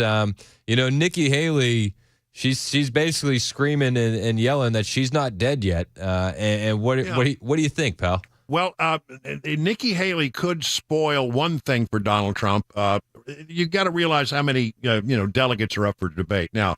Are up for grabs. Trump needs 1,215 to clinch the nomination, and there's 1,639 available. Now, Haley's, as it stands now, has only 20 delegates, but she's been getting a significant amount of the vote. I mean, at least you have to acknowledge that her vote is there. And so the question is, will she keep him from clinching? It's going to be close. By the way, of the 20 delegates that she now has, by some estimates, she spent like $75 million thus far to get 20 delegates. That comes to roughly $3.7 million per delegate. Oh my gosh, we're in the wrong industry. I wish I could get paid to be a delegate. That's right. Trump is at 109. So Trump, may clinch, may not clinch. I think there's a good possibility Biden will clinch.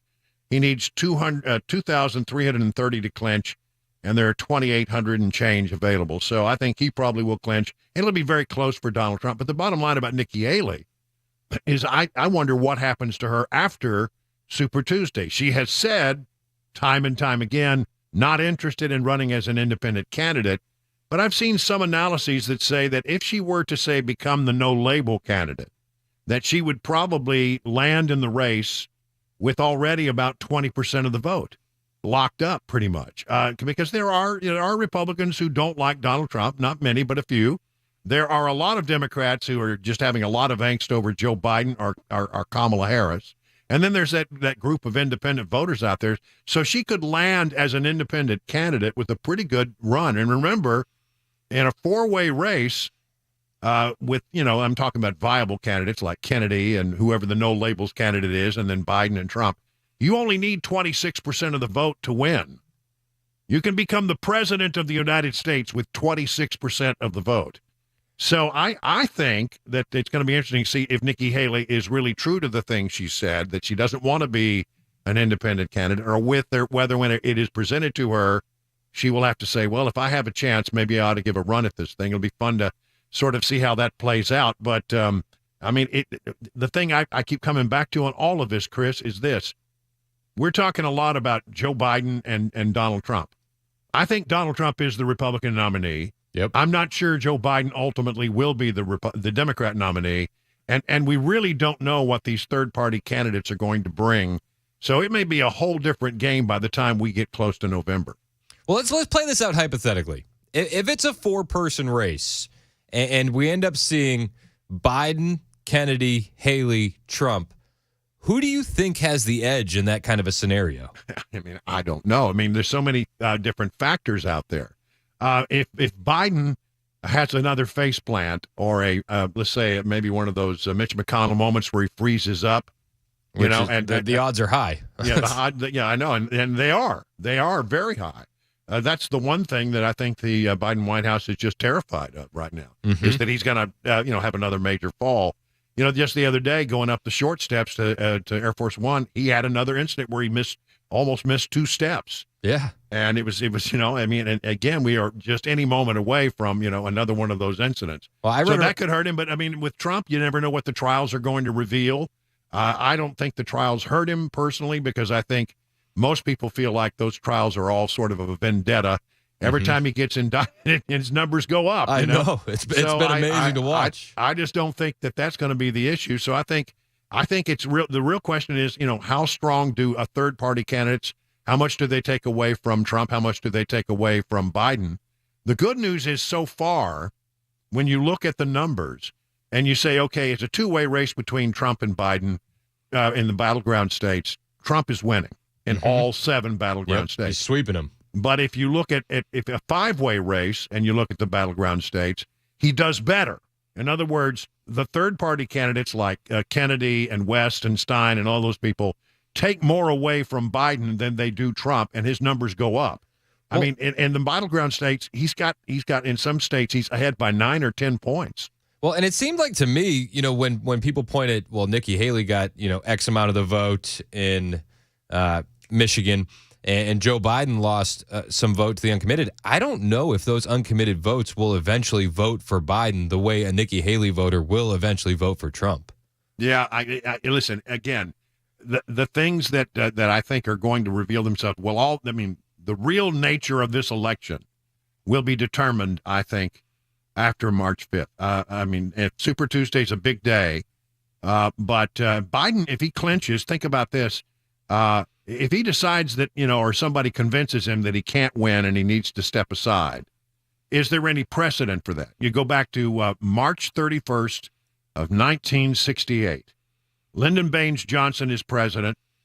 He's had some, lukewarm success in some of the primaries, but not setting the world on fire. The big controversy then, of course, was the Vietnam War, the conduct of the war, protests in the street. It was just an ugly time.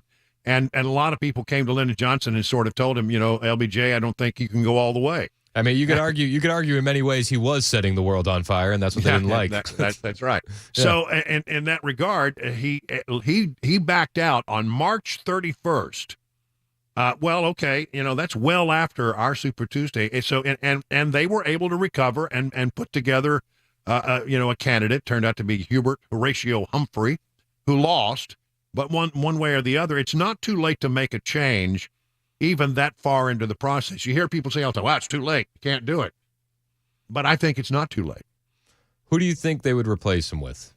Well, I guess the person that you hear most about is Gavin Newsom. Mm-hmm. But I think that's a pretty easy person to beat in the campaign.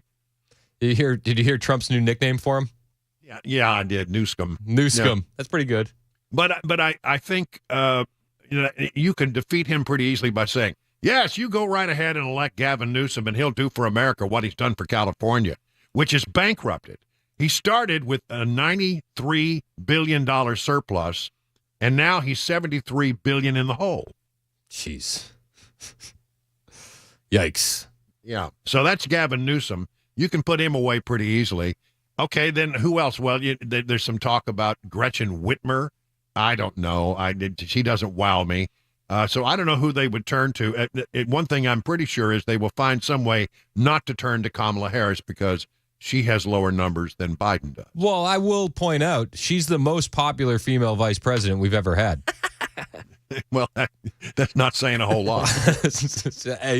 Anecdotally speaking, she's the greatest female vice president we've ever had. Yeah, and she sets all the standards. Right? She has. She's groundbreaking.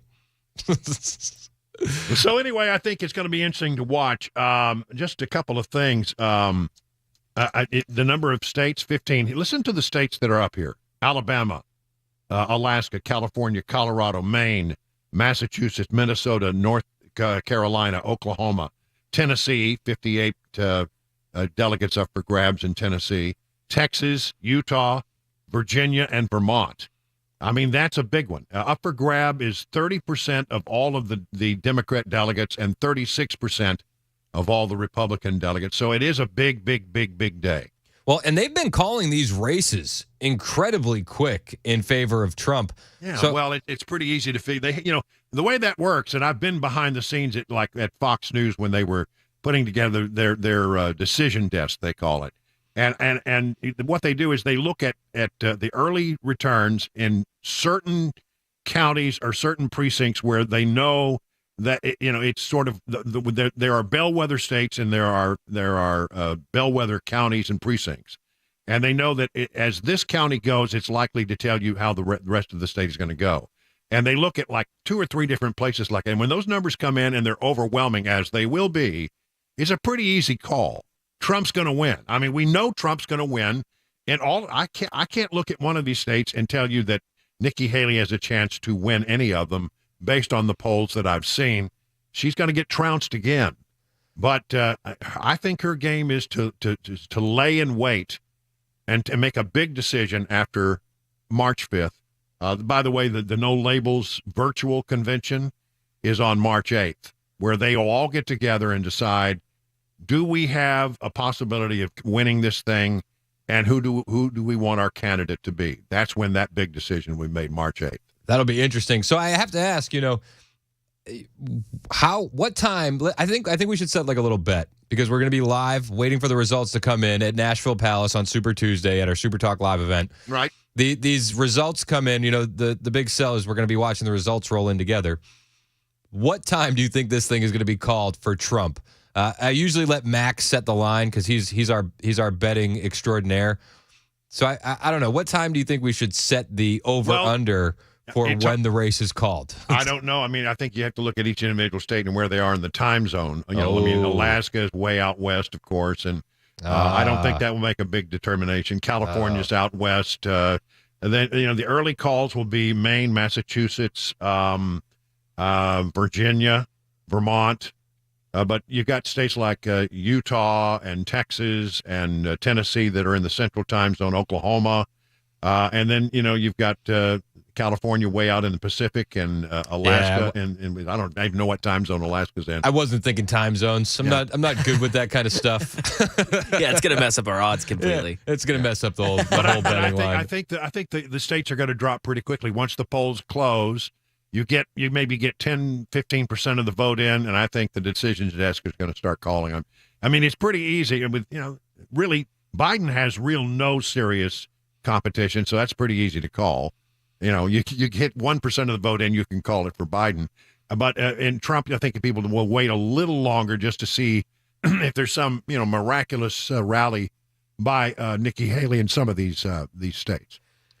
I know you talked about that no label conference and making a decision. Nikki Haley could be up on the short list of candidates who could fill that void. Well, they've said as much. They said, yeah, we would like to talk to her. And she says, no, she's not interested. So have they mentioned anything about RFK? Is that a possibility? The one thought was Nikki Haley and RFK as a team. Oh, wow. I mean, that's of course, that would be interesting because it would, if RFK is already pulling about 20% of the vote in some places, and you put Nikki Haley, who has shown a proclivity for having, moderate Republicans and moderate Democrats and people in the middle come to her, that would be pretty formidable, I believe. And look, again, people get mad at me when I talk about this scenario.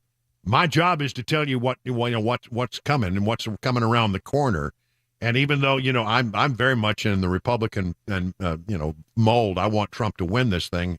But it is my job not only to tell you, the truth as best I can discern it. And I think the truth to discern it is that Nikki Haley could be very dangerous as a third-party candidate. I hear you there. I think that could hurt Trump more than an RFK could.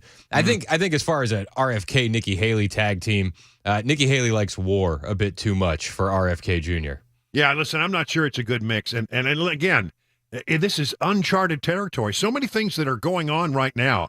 with major decisions before the Supreme Court that could have an impact on this race.